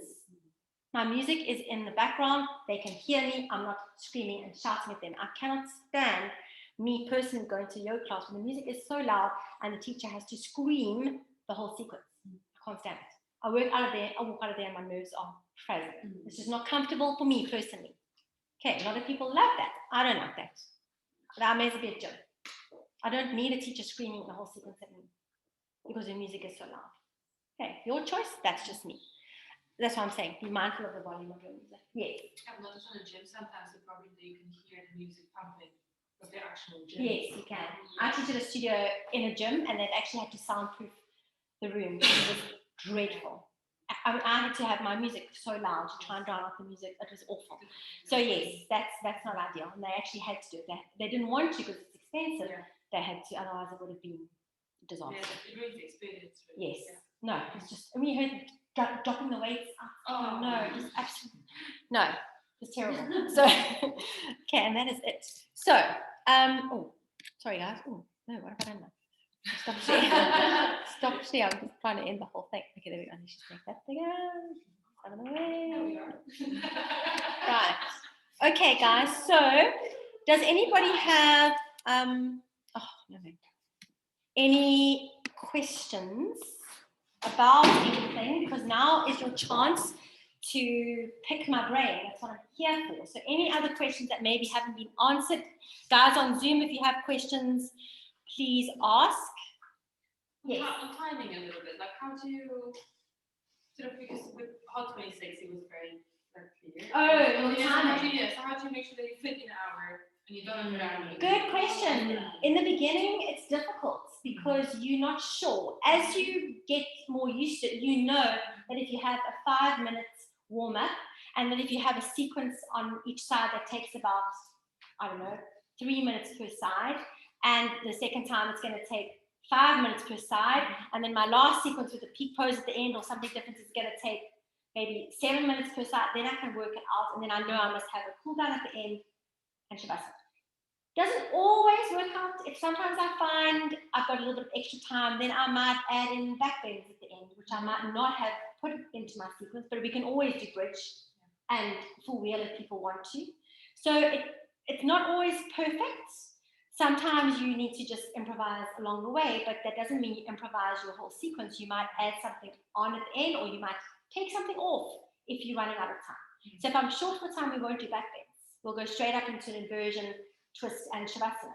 If I have extra time, definitely adding the back bends. Okay, so You can maybe, I don't know if you practice your sequence with your actual playlist. Yes. Instead of like, no, like, oh, by that time, like when that song finishes, I'll be there. yeah, and a good way of doing it is to practice. But I find when I practice my sequences, I don't stay for the right amount of time. I'm not gonna, if I'm practicing my own sequence, I'm not gonna stay in child's pose for 5 minutes. I'm eager to get on, and so it's difficult for me to do the sequence as I would teach it, because an hour is a long time. And if I'm going to be practicing that sequence a few times, I'm like, okay, I need to get going, and I'm not going to lie in child's pose for 5 minutes. Although when I teach it, I'm going to have them in child's pose for 5 minutes. It's tricky. It gets easier with experience. Yeah. Okay. Guys on Zoom, any other questions? Okay, you've got it all nailed. Good. Easy peasy. Can I ask one more Yes, question? of course. I've seen teachers sometimes saying stay in the pose for, let's say, I don't know, 5 breaths. And Yes. obviously my 5 breaths are going to be very different from your 5 breaths. Yes, absolutely. So very often I found that I have to come out of the second breath, which I find frustrating. So do you recommend doing this, or in your opinion? I sometimes say you've got between 5 to 8 breaths. Yeah, that's a good idea. So people that are breathing a bit quicker will say it shorter. People that are breathing slow, longer. People that are breathing slow will say it's shorter. But basically what people do is they hold the pose until you tell them to come out. They're not really counting their breaths. Nobody's going to go 1, 2. Yeah. Unless you do it. So they don't really, and what you can do is instead of saying hold it for breaths, I sometimes in a figure 4 stretch or whatever, I'll say hold it for 3, 2, 1, and we move on. Okay, because everybody's breath is a little bit different. Okay, but people don't generally count their breaths. I haven't had anybody say, oh my gosh, I didn't quite have 5 breaths or whatever. I haven't complained about that yet. Touch wood. I've had complaints about some other stuff, but not that. So that's okay. And I'm just going to talk to you quickly, just anecdotally, about a regular who's a yoga spreader. And I'm just going to explain this to you so that you can think about how people, why they just want to move and breathe. So we did something what I thought was quite simple. We did, arrow lunge. Okay, arrow lunge is this one. Arrow lunge. And then we'll do it today in today's sequence actually. Both arms forward and both arms back. And I thought, I'm going to get a little bit different. So I would say left arm forward, right arm back. And then exhale, change around. And then inhale, change around. Okay. So my practitioner came to me afterwards. Yes, he came to me afterwards and said, that completely stuck up his zen. Because you had to think about which arm he has to forward. Okay. And that completely destroyed his flow. Hey, I had to think out his zen and he came and told me. So they have to see what I'm saying. Because you look so forward to your, exactly. you know your Yes. flow. So sometimes adding something that you think is creative And it's just your destroys. completely shut. And that's what they want. Keep that creatures of habit. Sorry? Keep that creatures of habit. Yes, absolutely. Because they know what they want. They know, and you try, and he just said to me, that just did not. So what do I learn from that? I'll never do that again. Both arms forward, both arms back. That's fine. This is creative because I'm going to get that. Okay. And I'm glad he told me. So you will get people that will come and Or you can say, okay, arrow, rocket ship. Okay, then we go to. Kill me. I don't know if you know what. He's probably not the only one. I'm sure. Do you know how people do not know left from right? It's hard enough for them to get the right leg up the three-legged dog. I'm often saying stop your legs out, you've got the wrong leg. So now I'm getting them even more Sure. And instead of just being able to switch off and love your hour. Exactly. It's stressful. So something as simple as that, which I did not even think was complicated, just threw him out completely. Okay. So just be mindful. People just want to flow and breathe. Maybe one thing a little bit different. That's enough. I don't bring a whole lot of different stuff into one class either. I might just teach a very standard class and I'll throw in one transition that's different. That's it. That's enough. Okay, because if they have to even think for one transition, that's enough. They don't want you to have to think. Telling you they just want to move and breathe. Anything that's different. That's why I'm teaching the same sequence for a week, by the way. Because I know my regulars are going to come and do the same sequence. And they know where they're going. And the second time or the third time are always better than the first time. And you join it every time. So I think, oh my God, I'm going to get bored of doing the same. No, Not at all. You love it. Yes. And then again, switching from power to normal, because you do the same. Yeah, power basically is just heated. And it's a little bit quicker. So I'll add in How do the same class and sometimes it's hitting. Yes, It's yes, nice to see the difference. Yes, and it's interesting. I will teach a sequence that is hella easy in an unheated class, and I'll teach it in a power class. Everybody's half dead because of the heat. So it definitely plays a role, definitely. And yeah, so the same sequence in an unheated class is a hell of a lot easier. And if I put it into which I teach the same sequence in a power class, whoa, they come out and tell me that was difficult. And I'll think, okay, well, I need to do the same. But it's because the heat adds another element. Okay. Okay. I'm giving you a lot to think about. Just so hopefully it's helpful. Alright, guys, so we'll have a break, 5 minutes, and then we'll do our Hey, you guys all okay on Zoom? Awesome. 5-minute break and then I'll be on.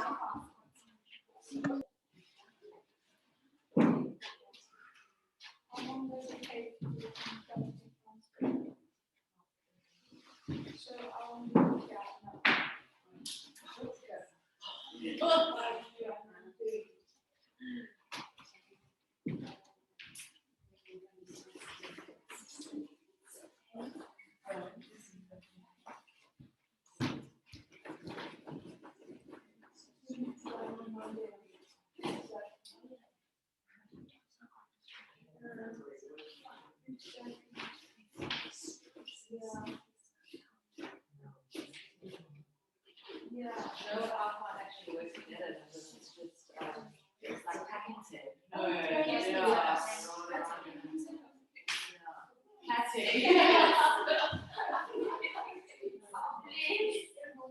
actually automatically connection there, and I'm just using it wrong.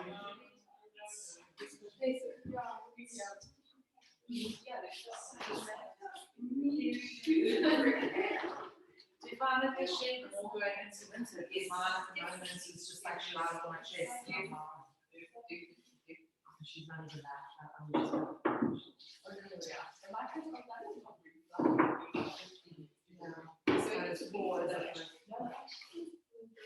that's how it's usually if they share, so well, I just noticed it last night. She got it and she was maybe it's because I was just sleeping with laptop. Definitely. You can see more. Yeah. It's actually fun that I moved away from that. I used to own it. Oh, you're gonna ask for it. You're gonna ask. Oh, it's like sure. No, you're gonna ask. Have you been to yoga lab? Tape is my regular. So some of the same teachers are going to be teaching in Joseph, so that is yeah. From the town boards, they're not having that. I don't think they're closing it. No, they're having that one, but they're having this one. They're opening up the second studio. Wait, is this now? Yeah, absolutely. I think it's the last time. But they've only ever been one studio in this. So I think it's a good idea that they're actually opening. And you know, that's a kind of studio.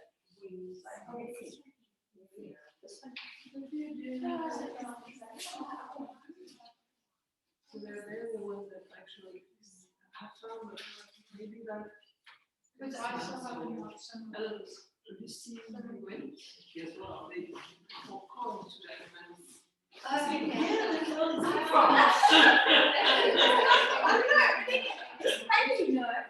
It's amazing how we don't talk to each other. I don't see any other teachers, but it's so weird how we all seem to do without communicating with each other the same or similar things. Yes.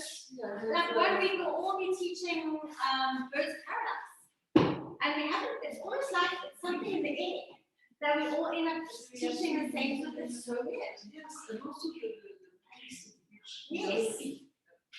Again, it's not once ago, when very quiet, but still Yes. slower. Yes. Now, we it's going to start A little faster. Yes, it's amazing. It's amazing. I mean, it's, yeah, we just all seem to just have some this in the ether, somewhere, in the air, and we all end up doing similar kind of things. Yeah, very weird. Did you practice? When was your last time doing this? Friday? No. Friday. Friday. No, because we have the rest of the. Yes. Were you still here? No. But it was on Zoom. Oh, okay. I can't go anymore on the Okay. come on the Monday one. Yes. But same on the I like going on the Wednesday morning. Usually used to be you. Yes. So is it now on a Wednesday? Is it usually on a Wednesday morning? No, sorry, no. Thursday. Yes, that is Wednesday. I can imagine, and I went, yeah, Okay. yeah, I'm just trying to have every day and with different teachers. Oh, awesome. Yeah. Okay, good. So let's have the teachers. And they're all good, actually. And you're good. The teachers are good. Teachers are very good.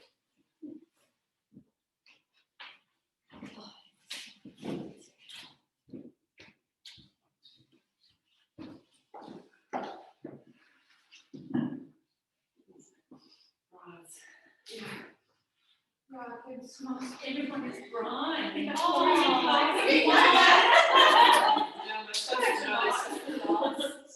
Summer's evening, I'm always sure of it. Yeah. Yes, I think so too. So that's like, It's gonna be cool. Yeah, last night, yesterday was, Last time. and the sun was gone. Yeah. Okay, we were waiting for. I'll just make a sequence a little bit shorter in our possibly, so we don't have. We all needed to be in the only two toilets. Okay, that's a bit of a problem. Where's your spirit? In Constantia. Okay.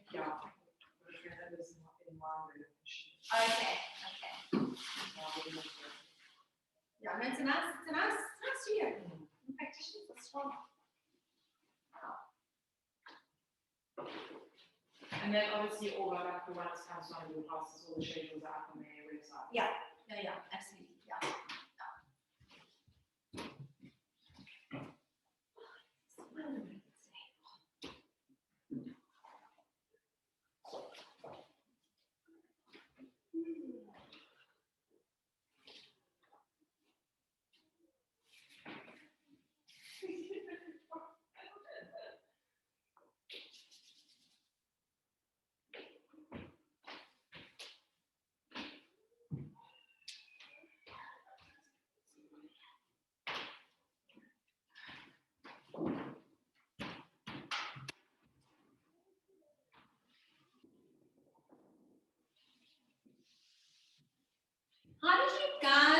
I don't suppose you can tell. How do you feel after like 26? Did anybody feel anything in their body? Do you feel like you've done worked, or did your legs feel like they're not standing balances or anything like that?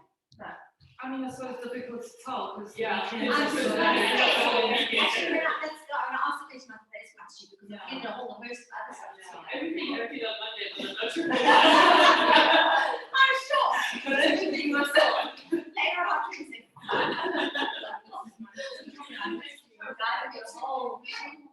Plethora of stuff that you're doing. All right. Okay, guys, let's get started.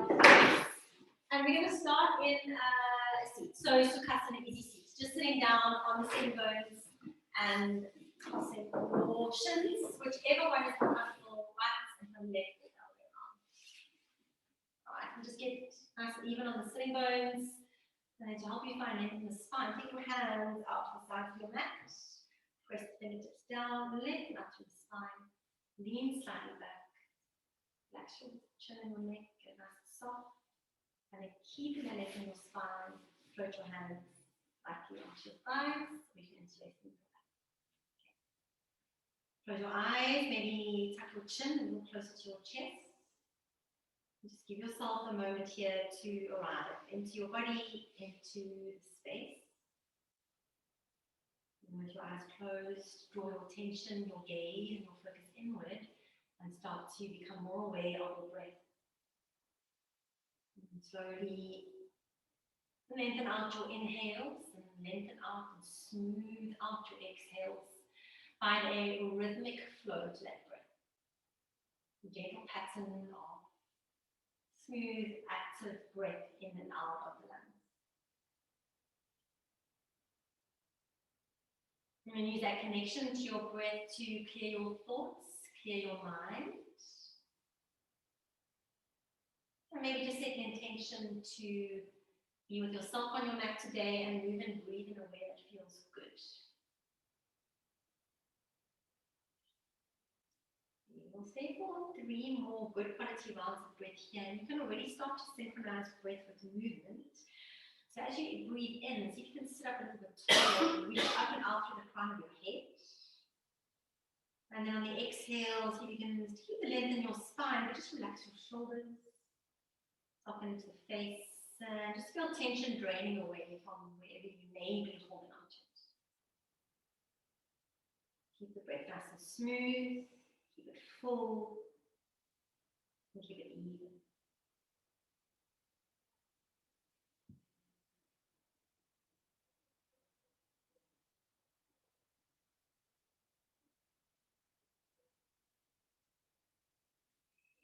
Okay, you can blink your eyes open and come to a tabletop. Roll over your shins. But for this one, I'd like you to lower your forearms down to the mat. Make sure that your elbows are underneath your shoulders and your knees are underneath your hips. And it's the same as cat and cow. It will feel a little bit different, but we breathe the same and move the same. So as you inhale, it's a little cow pose, drop the belly down, pull your heart and your chest forward. And then as you exhale, it's like a cat, but you really get into your shoulders. Tuck your chin and push into the mat with your head away from the floor. Good. Again, inhale, belly down. Little lift of your chin, can't lift it too high here. And then belly in and up, get into that cat spine as you exhale, press the forearms down. Good. And one more time, inhale, belly down, just a little, arch the back. And exhale, get into that cat spine, pull belly in and up, round, and hold. Good. I just find a neutral spine as you inhale, gaze forward. For puppy pose, as you exhale, slide your hands far away from you. Ski slow your chest down. Choose to have your forehead on the floor, or if you want something a little bit deeper, your chin on the mat.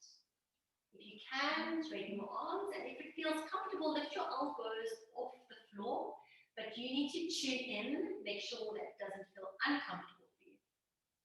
Breathe space into the shoulders, breathe space into the front body, keep your face nice and relaxed and soft.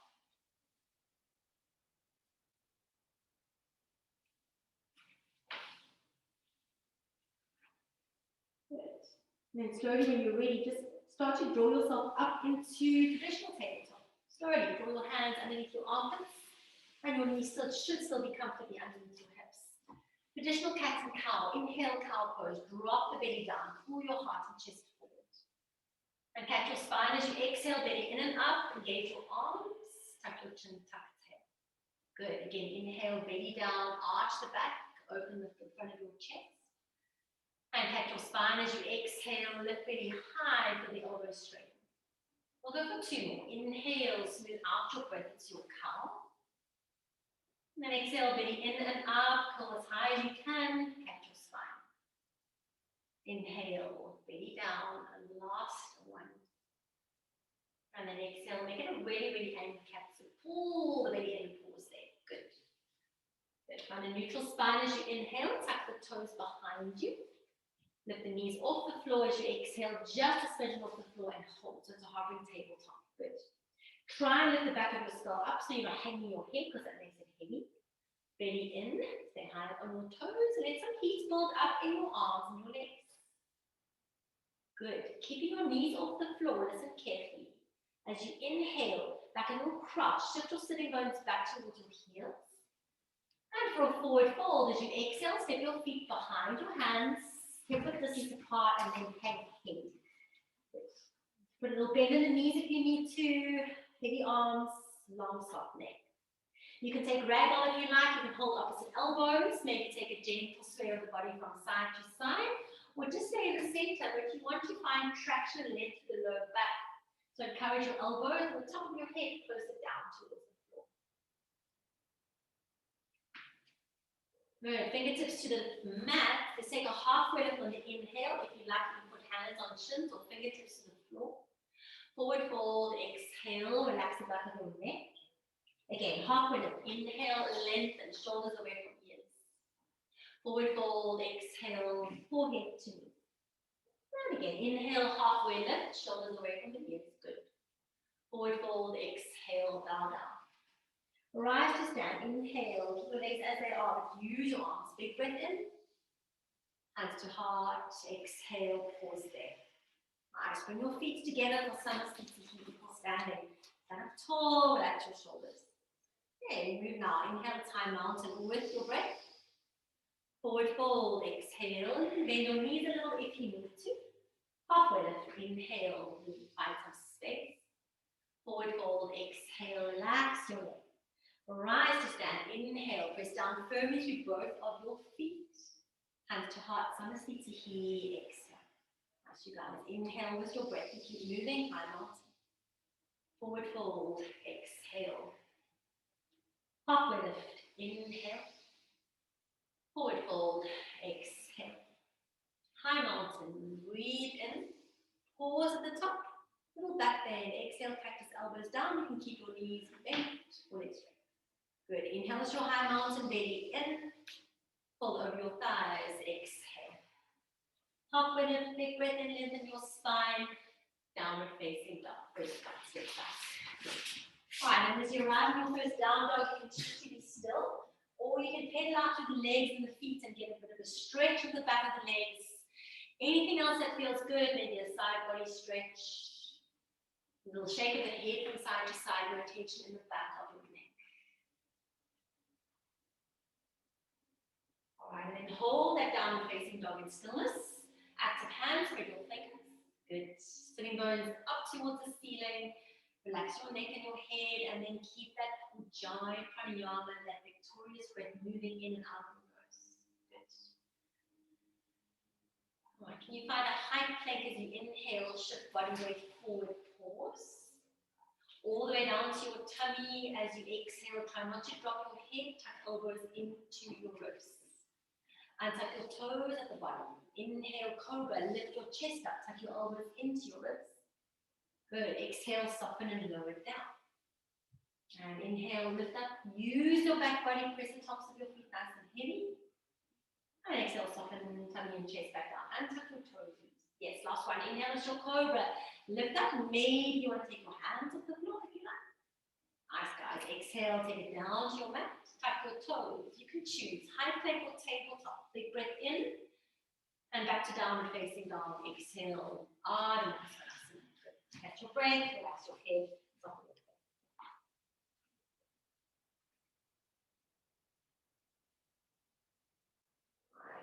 Right leg up and back. Three-legged dog. Take a big breath in. Bend your knee, flare open your hips, squeeze the heel towards the left glute. Yes, good. You're still in your down dog shape, so push your chest back towards your left leg. Good. Three-legged dog. Take a big breath in. Knee to nose, shoulders over wrists, spread out. Right leg up, three-legged dog. Inhale. Runner's lunge, take your right foot outside, your right hand as you exhale. Good. As you inhale, sink your hips nice and deep. Long pyramid, nice long pyramid, big part. Nice and slow as you exhale, gently straighten both of your legs if you can. We go again, inhale, it's your lunge. Exhale to your wide pyramid, relax your neck. Good, again, inhale, it's your lunge. And then exhale up to your pyramid, straighten your legs if you can. Good, low lunge as you inhale, listen. Molasses Squat, exhale, step left foot outside the left hand, sink your hips, bring hands to create your heart space. Push elbows into knees and knees back into elbows. Lift your chest next face to your lungs. Nice, you guys. Good. Use your legs, use your arms. Inhale, we stand all the way up. Feel hands to create your heart as you exhale. Step your feet together. Find some seat. Good. Little flow. Inhale as your high mountain. Then forward fold. Exhale, bow all the way up. Halfway lift. Inhale, lengthen.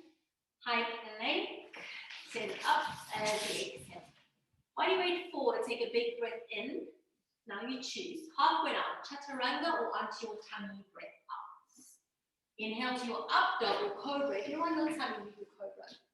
Good. Down facing dog. Exhale from the sitting bones, lift your hips nice and high. Left leg rises, three-legged dog. Breathe in.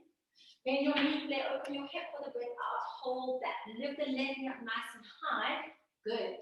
Breathe space into that left hip. Try and straighten your right leg as much as you can. Three-legged dog, big breath in. Knee to nose, tuck the chin as you exhale. Three-legged dog, inhale, left leg up. Runner's lunge, step lightly outside your left hand. And stay for the inhale, sink your hips nice and deep. Hips up and back, pyramid pose, exhale. Again, with your breath, inhale, lunge forward. Exhale, pyramid, relax your head. Nice guys. Again, inhale, lunge forward. Exhale to your pyramid. Low lunge, inhale, look forward. Molasses Squat as you exhale, step your foot outside your right hand, stick your hips, hands to front. And we move, stand all the way up. Big breath in, use the strength of your legs. Hands to heart as you exhale, bring your feet together, Samastiti. Good. Your Vinyasa, inhale as your high mountain, so you move as you like. Forward fold, exhale, fingertips to the mat. Halfway lift, inhale, lengthen. Chaturanga, high plank, low plank, or whatever you are choosing today. Nice, upward facing dog or cobra, inhale if you're flowing. Good, downward facing dog, exhale, strong arms, push the mat away with your hands. Sitting bones up high to sky length, lengthen both sides of your waist. Good, right leg up and back, three-legged dog, breathe in. Step to a low lunge without a sound. Breath out. Good. High crescent lunge. Inhale. Stay with your exhale. Sink a little bit deeper into that right knee. Check that your right knee tracks straight over your right toe. Good. Pull your belly in. Contain your front body. Keep your face super soft. Nice, you guys. Stay for inhale. Maybe lift your arms a little bit higher. To your right. Vertical twist. Exhale. To your right. Right arm back. Left arm forward. Good. High crescent lunge. Inhale, look forward. Arrow lunge. Exhale, lean forward, reach the fingertips behind you, tuck your chin, belly in. Here we go. Both arms forward and down to your ears. Inhale. And arrow lunge, arms back, hold for your exhale. Belly in, tuck your chin a little. Just your arms. Inhale, arms forward, lower lift your chest. Exhale, reach your arms back, yes, you got it. And again, inhale, arms forward as you rock. Exhale, take your arms back. Beautiful. High crescent lunge. Inhale, stand up tall. You need to listen to your left. Vertical twist. Exhale, arms out nice and wide. Okay. Lower your back knee down towards the mat. Keep your arms out wide. Pivot the foot to face behind you so you're facing the edge of your mat and bring your hands to create your heart space. Good. Inhale to lift your arms up alongside your ears. Interlace the hands around the nape of the neck as you exhale and pause there. Stay for inhale. Sit up nice and tall. Side into your right as you exhale. Try to get your right elbow to touch your right thigh. Good. Again, inhale up through the center. And then exhale, take that side bend, forearm to thumb, elbow to thumb. Inhale up through the center.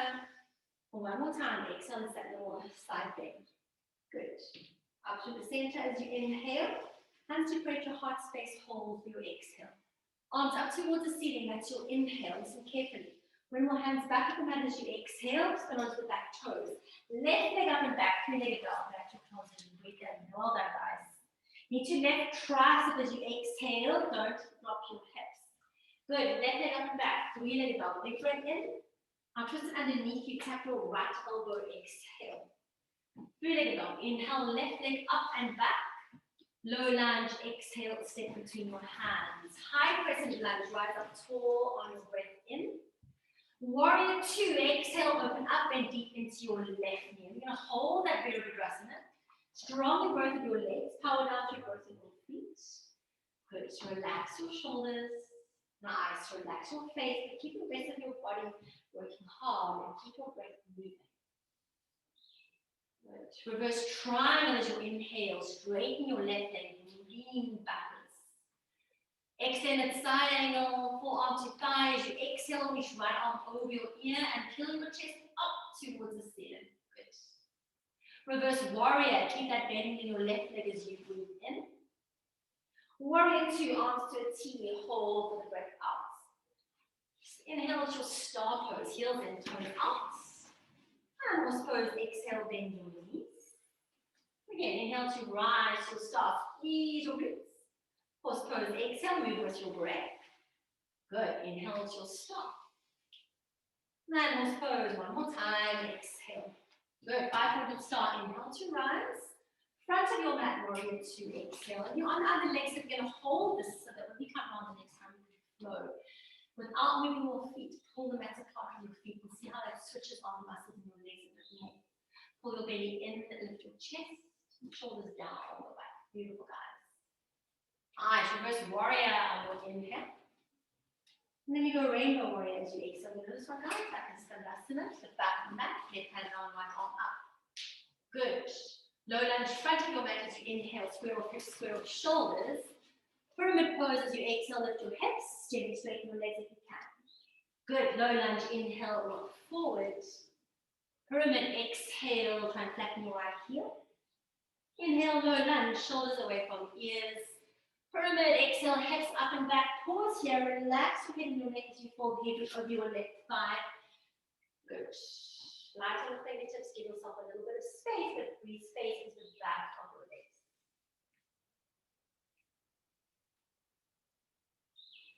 Good. Alright, so low lunge as you inhale, look forward. This is a little bit different, so listen. For a runner stretch as you exhale, move your hips back in space. Back knee is off the floor, your front foot is flexed. We pulse between the two. So low lunge, inhale, move your hands forward if you need to. And then run a stretch, exhale, you take your hips back in space. Good. Again, inhale, lunge forward. Run a stretch, exhale, now pause there.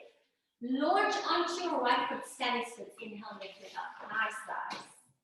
Jiva squat, exhale, bend your knees, look forward. Yep, standing splits, inhale. Very illegal, Jiva squat, exhale. Standing splits, inhale, relax your neck. Jiva squat, exhale, gaze forward. Good, standing splits, inhale, kick the ceiling. Forward fold, exhale, 2 feet together. Halfway lift, inhale, lift it.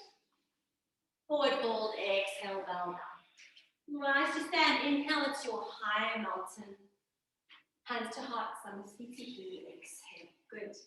Bend the knees, chair pose, maybe fingertips sweep the floor. Inhale, arms with ears. Steady for the exhale, sink a little bit deeper.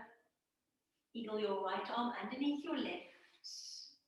Eagle your right leg up and over your left. Come into your Garudasana, your eagle balance, and pause. Keep your balance with your eyes. Don't forget to breathe. Pull your belly in. Can you lift your forearms parallel to the mat and then shrug your shoulder blades down? Good. Concentrate. Meditate. Focus. Beautiful, you guys. High mountain. Inhale. Big release after all that compression. Take your flow. Forward fold. Exhale. Fingertips to the mat. Your Vanessa. Halfway lift. Breathe in. And you take it away. However you're doing this afternoon. one breath, one movement. Good. Nice, you guys. And back to downward facing dog. Good. Feel both of your hands on the floor. Feel both of your feet on the floor. Good. Hey, let leg rise. Three-legged dog. Breathe in. Low lunge. Exhale. Step forward between your hands. High crescent lunge. Lift your chest. Stand up tall. Inhale. Stay for the exhale. Hold it. Feel it. Breathe it. Feel the power of your legs for the expansion to both sides of your ribs. Nice, you guys. Stay for an inhale. Can you pull your belly in to your left? A vertical twist. Left arm back. Right arm forward. Exhale. You've got it. High crescent lunge. Inhale. Look forward. Arrow lunge. Belly in as you exhale. Tilt your body forward. Now hold. Good. Arms forward in line with your ears. Breathe in. And arms back. And breathe out. Don't move your chest, guys. Inhale. Nothing used. Just your arms. Yep. Exhale back to your arrow. Nice. And again, inhale, arms forward. And exhale your arms back. Good. High crescent lunge. Big inhale. Vertical twist to your right as you exhale, arms out wide. Now, drop the back knee down. We're halfway there already. Stand the toes of your right foot to face behind you. With your hands to break your heart space. Good. Arms up in line with your ears. Big breath in. And then hands interlace at the neck, your neck, breath out. Stay for the inhale, lift your chest, side bend to the left as you exhale, tap elbow to thigh. Good, inhale up through the center, and again, exhale, elbow to thigh. Good, again, inhale to lift, and exhale, take your side bend. Good, inhale up through the center, hands to create your heart space, hold for your exhale. Arms up in line with your ears, big breath in. When your hands back up the mat as you exhale straight away, you lift the right leg up and back, three-legged dog. Inhale. Yes, beautiful, guys. Knee to right tricep. Exhale, take it out to the side. Right leg up, three-legged dog. Breathe in. Twist underneath you. Tap left elbow, breath out. Right leg up, three-legged dog. Inhale. Without a sound, low lunge. Exhale. Good. High crescent lunge. Big breath in. Warrior two, exhale, open up nice and wide. And we can float. Reverse triangle on your inhale, straighten your right leg, breathe space with the right lunge. Extended side angle, long exhale, reach long with the left arm, hold the pinky fingers of your left hand in towards your face. Good. Reverse warrior on your inhale, do not straighten your right leg, keep it bent. Warrior two, exhale, strong arms to your T. Five-pointed star, breathe in, heels in, toes out. And you go 1 time force, nice and slow. Exhale, pause at the bottom. Good, five-pointed star. Inhale, use your legs. Front of your mat as your warrior two. Exhale, steady, got it. Nice, reverse warrior on your inhale. Let's flow straight away. And then it's rainbow warrior as you exhale. Change the weight in your feet. Flex the left toes, left hand down, right arm up. Good, low lunge, front of the mat as you inhale. Come up onto the back toes. Pyramid, exhale, hips up and back. Fold over your left leg. And again, inhale, pulse forward as your low lunge. Exhale, straighten your legs to pyramid. Inhale, low lunge. Open up your shoulders and your chest. Good. Pyramid, exhale, you can hold this one. Try and flatten your right heel down if you can. Fold long over the left leg. Good. Relax your head, your shoulders, and your neck. So keep it soft and make sure that you are breathing. Good. Low lunge as you inhale, look forward. And run a stretch. Exhale, it's that same little move off the back of the floor. Flex the left toes. Good. Low lunge. Inhale, pulse forward.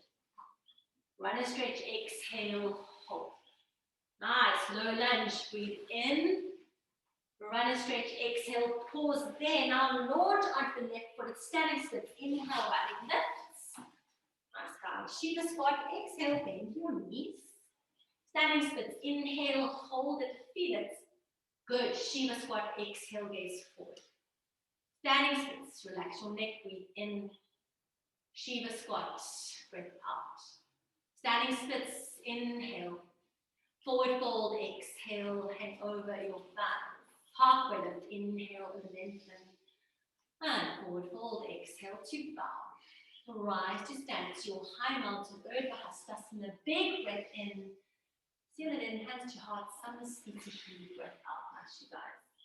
Okay, chair pose. Inhale, Utkatasana, arms with ears. Eagle, left arm underneath your right. Even that's enough to think about, you see. And then you got left leg up and over your right. Good.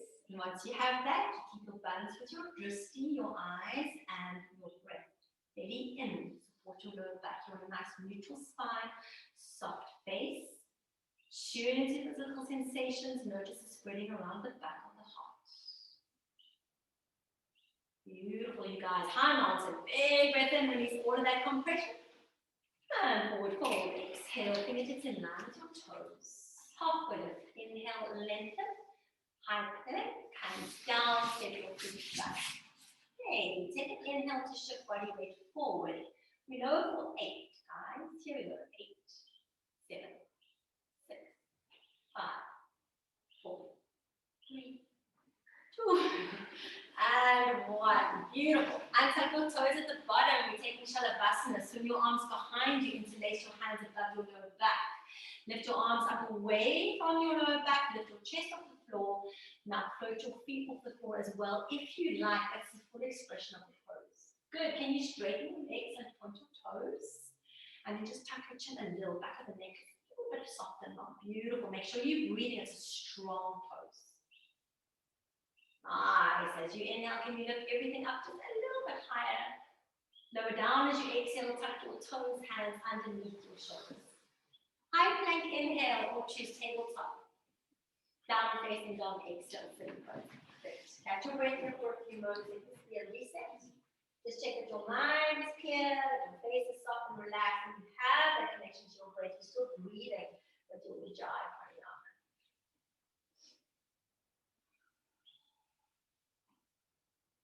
Okay, so we'll flow this out as we'll add things on along the way. Right leg up and back, three-legged dog, breathe in. Low lunge, exhale, step forward. High crescent lunge, inhale, stand firmly on both of your feet. Aeroplane, Vikasana, exhale, glide into it. We're going to get the left leg up. Yep, full aeroplane. Not arrow. Yep, you're taking it up a little bit now. Good. Pull the belly in. Tuck your chin just a little. Soften your face. Breathe. Alright, single leg Tadasana. Inhale, pull the knee high up towards your chest. And figure 4 stretches. You exhale, ankle to thigh, sit low, hands to heart. Hold balance. Tuck the chin a little, shoulders away from the ears. Now we hold for 3, for 2, for 1. You rise, single leg Tadasana. Breathe in. Low flying warrior as you exhale. Now kick that leg out behind you, but bend your right leg, get your tummy and chest close to that right thigh. Get your upper body and that back leg all parallel to the mat. Good. High crescent lunge, land lightly on the back toes, arms up. Inhale. To your right, vertical twist. Nice and long with the arms, exhale. Good. High crescent lunge, inhale, arms up. To the left, vertical twist, exhale, pause there. Lower the knee down to the mat as you inhale, toes move behind you, and separate your heart space, hold your exhale. Arms up in line with your ears, breathe in, listen. Back extended side angle as you exhale, right forearm onto your right thigh, left arm over. If you want a little bit deeper, you can bend the right knee over your right ankle just a little bit. Good. Arms up to the center. That's your inhale. Windmill hands back on the mat as you exhale and straight away, left leg up and back. Three-legged dog. Breathe in. Nice. Knee to left tricep. Exhale. Hold. Left leg up. Three-legged dog. Inhale. Knee to right elbow. Now pause. Take forward and triangle. So kick that left leg out. Back foot is flat. Parallels the back of the mat. Beautiful. Right arm lifts up high. Lift the hips. Use the muscle on your side body. Get comfortable with your shape. Hold it. Here. Good. And left, right hand down to the mat as you breathe in. Pull left knee to nose. Breath out. Yes. Left leg rises. Three-legged dog. Inhale. Low lunge. Exhale. Step between your hands. High crescent lunge. Big breath in. Warrior 2, find it, arm breath out. Good, let's flow, reverse triangle, breathe in. And extend side angle, breath out. Good, reverse warrior on your inhale. Half moon as you exhale, can you find it? Left fingertips outside, left foot out, Chandrasana. Lift the right leg up and flex your toes. Nice, you guys, make sure you're breathing. Good, stay light on your left fingertips. Very nice. Okay, think about this transition, do it slowly. Stay for the breath in. Skandasana, front of your mat. Breath out, so you're bending your right knee. Yes, good. Skandasana, back of the mat. Breathe in. Low lunge, front of the mat, pause there for the breath out. Good. Low lunge, inhale, sink your hips. 1 times pyramid, exhale, hips up and back. Low lunge, inhale, look forward. Runner stretch, just one as you exhale, pull hips back, flex right toes. Standing splits, inhale, launch on splits, right leg up. Jiva squat, exhale, bend your knees. Good, standing splits, inhale, relax your head, listen. Low lunge, exhale, land the foot, hands flat. Side plank, on your left hand towards your right, and take a Rashasana, right arm up towards the ceiling. Nice, you guys. Lift the hips up really high, like you're arcing through your side body. Pull the belly in, pull the glutes in as well. Beautiful. Hold it, breathe it. Good. High plank, inhale, right hand to the floor. Chaturanga, exhale. Can you hold it? Good. Upward facing dog or cobra. Breathe in. And take it away, downward facing dog. Breath out. Good. All right, you guys know Chaturanga Navasana is a pose. So when you move your vinyasas, see if you can hold it. That's the tricky part. That's the challenging part. Okay, we flow with breath again. Left leg rises, 3-legged dog. Inhale. Low lunge. Exhale. High crescent lunge. Breathe in. Look forward for your balance. Aeroplane, exhale, glide into it, right leg up, arms back. Balance with your breath, keep your eyes steady on one point, lift shoulders up away from the floor. Good. Single leg Tadasana, inhale, pull that right knee as high as you can up towards your chest. And then figure 4 stretch as you exhale. Now you're going to sink as low as you can, fold over your right shin, flex the right toes, soften in the back of your neck with a gentle touch to the chin. Hold and breathe for 3, 2, 1. Single leg Tadasana, a little bit more energy and strength on that left leg. Low flying warrior as you exhale. Hands to create your heart. As you kick that right leg back now, bend your left leg a lot. Tummy and chest, close to that left thigh. Keep your balance with your eyes. Eyes. Good. High crescent lunges, your inhale, land lightly on the back toes. To your left, vertical twist. Exhale, relax your shoulders. Good. High crescent lunge, big breath in. To your right, vertical twist. Exhale it out. Drop the back knee down to the floor, so the toes behind you as you inhale, and then bring your hands to create your heart space. Hold your exhale. Now we go arms up alongside your ears. Big breath in, like extended side angle. Exhale, forearm to thigh. Reach the right arm over your ear. You can get a bit of deep hands at left hip by bending the left knee in. Good. Up to the center, take a big breath in. Windmill hands back on the mat, breath out. Almost straight away as you inhale to lift the right leg up and back, 3-legged dog. Good. Knee to right tricep. Exhale, keep the knee high. Right leg up, hit the ceiling. Inhale. Twist underneath you, tap left elbow. Exhale, pause, or triangle. Set it up, make sure both of your legs are straight. Think about a triangular shape between your legs and the floor. Your left foot is flat, parallel to the front of your mat. Nice, you guys. Left hand down to the floor as you breathe in and then pull up. Right knee to nose. Exhale. Right leg up, 3-legged dog. Inhale. Low lunge as quietly as you can. Exhale. Nice. High crescent lunge. Big breath in. Blow it out. Warrior 2. Pause for the breath out. Reverse triangle. Breathe in. Extended side angle. Breath out. Reverse your warrior. Inhale. Now you go half moon Ardha Chandrasana as you exhale. So make your way there as lightly as you can. Beautiful. Wow, those are nice half moons. Flex the left foot. Keep it active. Light on your right fingers.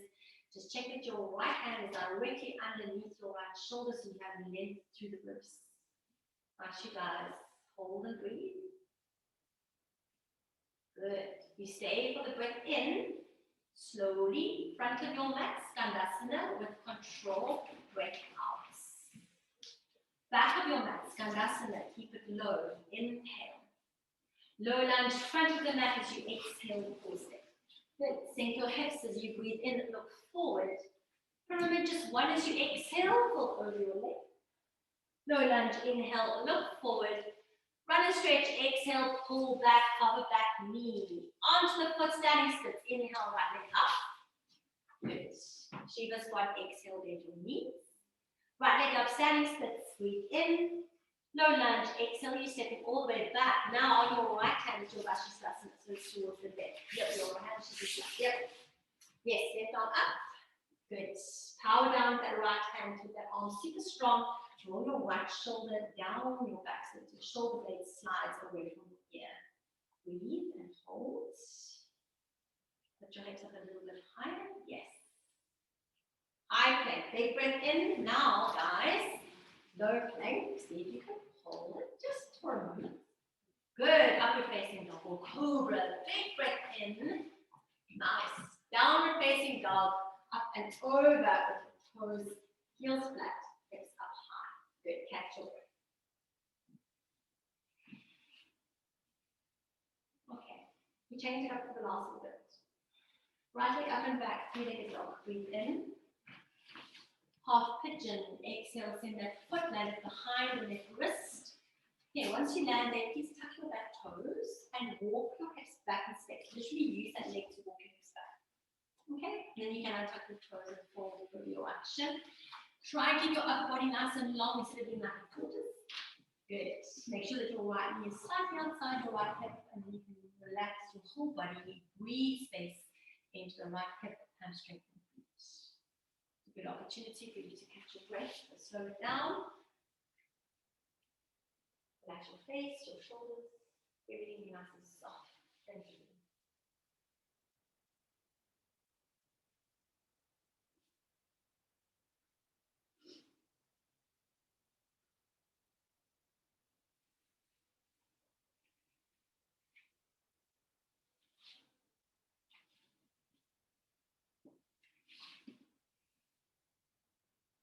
Okay, take a little lift of your chest and plant your forearms on the mat. Check that your elbows are underneath your shoulders. We're coming to forearm plank from here. Tuck the back toes. Step your right foot back into your forearm plank as well. Good. Just like your high plank, have a slight round to the upper back. Pull your belly in. Back of your kneecaps push up towards the ceiling. Breathe. Relax your face. Relax your jaw. Nice, you guys. Hold for a calm breath in. Sphinx pose, hips and pelvis down, and tuck your toes, breath out. Check elbows are underneath shoulders, spread your fingers wide. Without moving your hands, pull the heels of your hands back so your chest draws forward, and then shrug your shoulders down the back. Good. Just breathe. And relax your legs. Good. Stay for the breath in. Lower down onto your chest as you exhale. Tuck your toes, hands underneath your shoulders. Okay, nice and strong. High plank, inhale, push up. Downward facing dog, exhale. Good. Right, you can pedal out the legs if you like. It doesn't always have to be static or just hold still. Okay, left leg rises, three-legged dog, breathe in. Half pigeon, exhale, land your shin, and again, tuck your back toes, walk that leg back in space, move your hips back, and then when you're ready, you fall over that shin. Try and keep your body nice and long, make space between your hips and your armpits, and then relax your entire body, face, shoulders, breathe space into the left hip, left hamstring, left glute.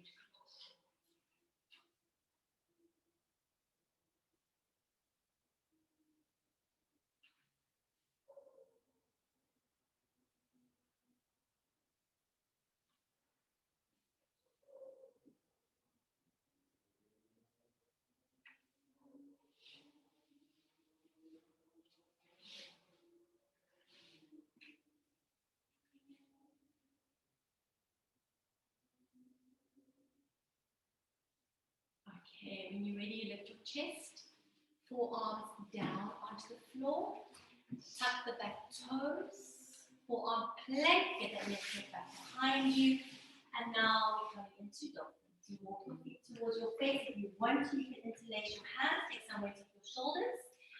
And when you arrive in your dolphin, have a little bend in your knees so that your spine is long.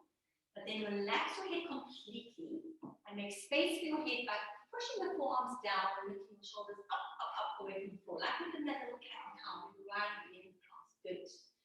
Good. Hold it, breathe it. This is 3, 2, 1. Back to your forearm plank and you walk your feet back in space.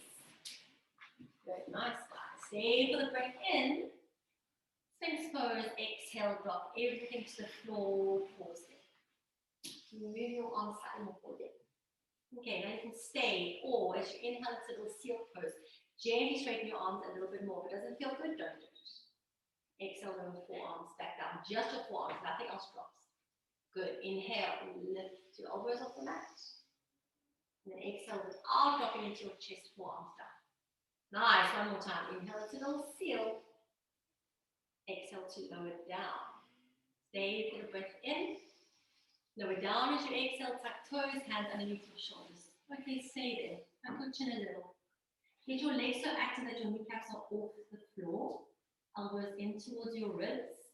Breathe your belly into the mat so the hip bones just off the floor. Tuck your chin, your gaze just off your mat.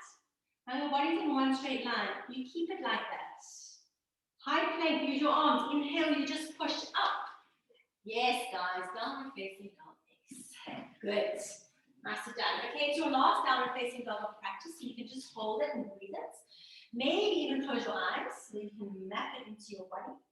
Make it comfortable, let it feel good, let it feel light. It means you make space between yourself and your mat.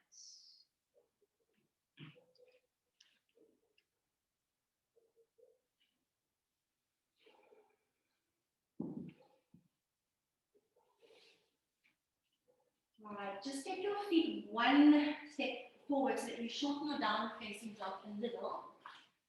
And don't move yet, but we come to Molasses Squat. So as you inhale, lift your heels, bend your knees, gaze forward, and then see if you can lightly jump your feet outside. Your hands. Good. Alright. Just take a pause there in your Molasses and press elbows into knees, knees into elbows. Okay, lift your chest, make space for the lungs, relax your shoulders. Okay, I'm going to move into a twist from here. It's a little bit different, so just move with me. Shift your weight onto the right foot, and then literally just tap the left knee down, so you're internally rotating that hip. Take your right hand, take the fingertips to the mat behind you. Try not to sit too low, otherwise that internal rotation feels a little bit spicy. As you breathe in, lift the left arm up, and then as you exhale, twist with the elbow outside the knee, pull your belly in, tuck your tailbone under, so you round to the lower back, and you should be able to get a really nice twist through the upper back as you look over your right shoulder. Good. Alright, and then look forward. Use your fingertips just to lift your hips up a little so you can come back, comfortably back into your Molasses. Nice, you guys. Okay, to the other side, shift weight onto your left foot. Tap the right knee literally down to the floor, nothing else moves. Left fingertips tap behind you. Breathe in, lift the right arm up. And as you exhale, you twist your elbow on the knee and again to that twist, pull the belly in, tap the tailbone. And just like you try to curl into your lower back. Yes, very nice. Relax your neck a little, relax your shoulders. Okay, gaze forward. Use the left fingertips just to create a little bit of height so you can come back into your Molasses nice and set. Good. All right, from there, we're going to come to a seat. If you need to use your hands, use them. If you can just sit down, it's fine. And then shift yourself halfway up your mat. Set yourself up for Paschimottanasana. A little flex in your feet, but you can bend your knees. Big breath in to reach arms up alongside your ears. And as you exhale, take your forward fold. I encourage you to take your hands over the tops of your toes. Get your wrists into flexion, maybe in the extension the whole. Practically probably do that, practice the neck the whole day. And you can tuck your chin and close your eyes. Roll shoulders away from the ears and just breathe into your own little cocoon of peace and quiet. It's a good opportunity here to check in on how you are. Notice physical sensations in the body. Notice how you're feeling mentally as well.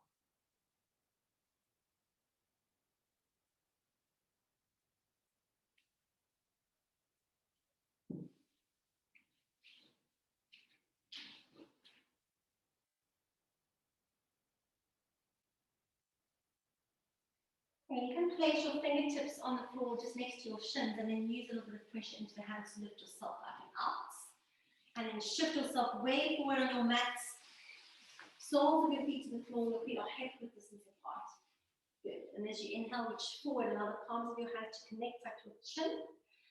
And as you exhale, you're going to slowly roll down. You really need to round your spine a lot. That'll give you control, so you can massage literally one vertebra at a time, nice and slow, nice and controlled, all the way down. Nice, you nice. Good. At the bottom, get your knees to your chest, hold your shins, and just take a gentle rock from side to side, massage into the lower back. Good. Okay, sit in the middle and then float arms and legs up towards the ceiling for your legs up the wall before we to Karani. Just take a moment of pause here. Relax your shoulder blades to the mat. Pull the belly in so that your spine is flat. And then do big circles into the wrists. Do big circles into your ankles as well. So we just move the joints in the synovial fluid around. And then you can shake everything out, shake the legs, shake the arms, flick the fingers, kick the toes, whatever feels good. And then just keep the arms and the legs up a little longer, give your body a rest, let blood and lymph flow away from feet and fingers.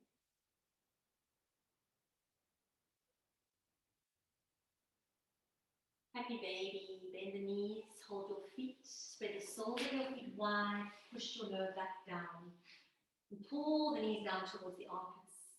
And if you like, you can rock from side to side. You can take a half straddle with one leg straightening at a time, or a full straddle with both legs straightening at a time, whatever you like.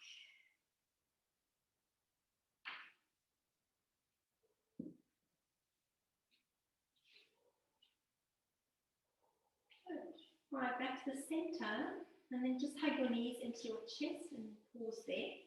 You're welcome to stay exactly as you are, or if you like, curl yourself up into a little ball, wrap your arms across your shins, squeeze your nose almost between your knees, and then pause there. Pause there and seal of your practice in your mind in whichever fashion you choose. And then we breathe one last round of breath together. Take a big breath in, bring the belly up towards your thighs, hold your breath at the top. Shavasana, exhale, release breath, release body. Take a lot of space, arms and legs up wide. Do whatever else you need to get comfortable so you can arrive in the space and shape that lets you completely relax.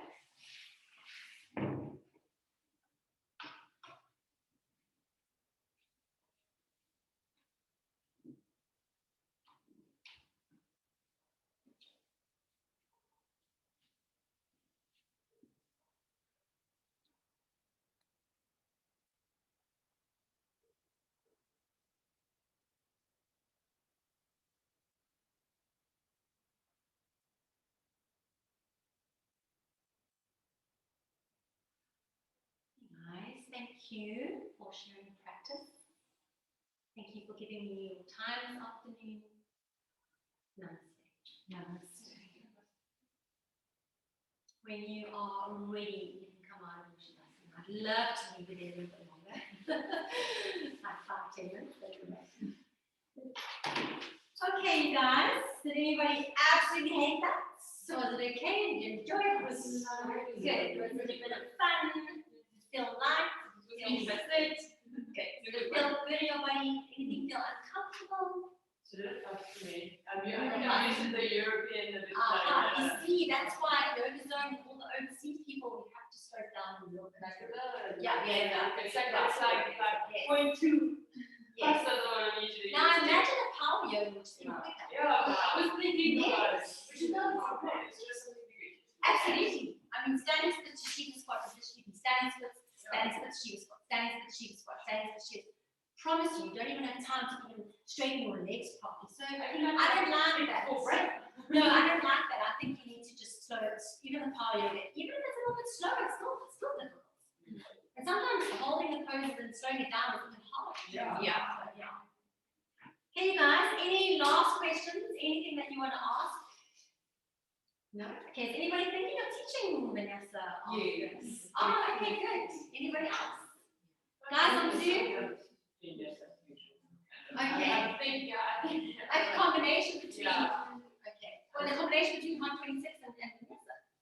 well, like, I think some kind of a vinyasa flow, but maybe like slow it down a little Okay, more, good. like kind of get a little bit of a. Okay, cool. Good. All right, guys on Zoom, any questions? No? Awesome. Okay, so I won't see you next weekend, and then I'll see you the week after. We've got arm balances and inversions coming up the week after that. Next, I think it's this 16th of May, and the week after that as well. Okay. Thanks, guys. Thank you so much. Pleasure. I hope you aren't completely even more shattered than me. Where do you go? It's too very well. That is basically on your forearms, but it's the same shape as. No, happy pose. You no, I think it's this one.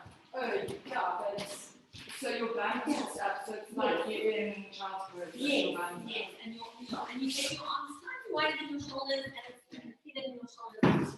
Yeah, that's what I felt. Yes, you will. Yeah. It's quite an intense stretch in the shoulders. Yeah. No pain, no gain.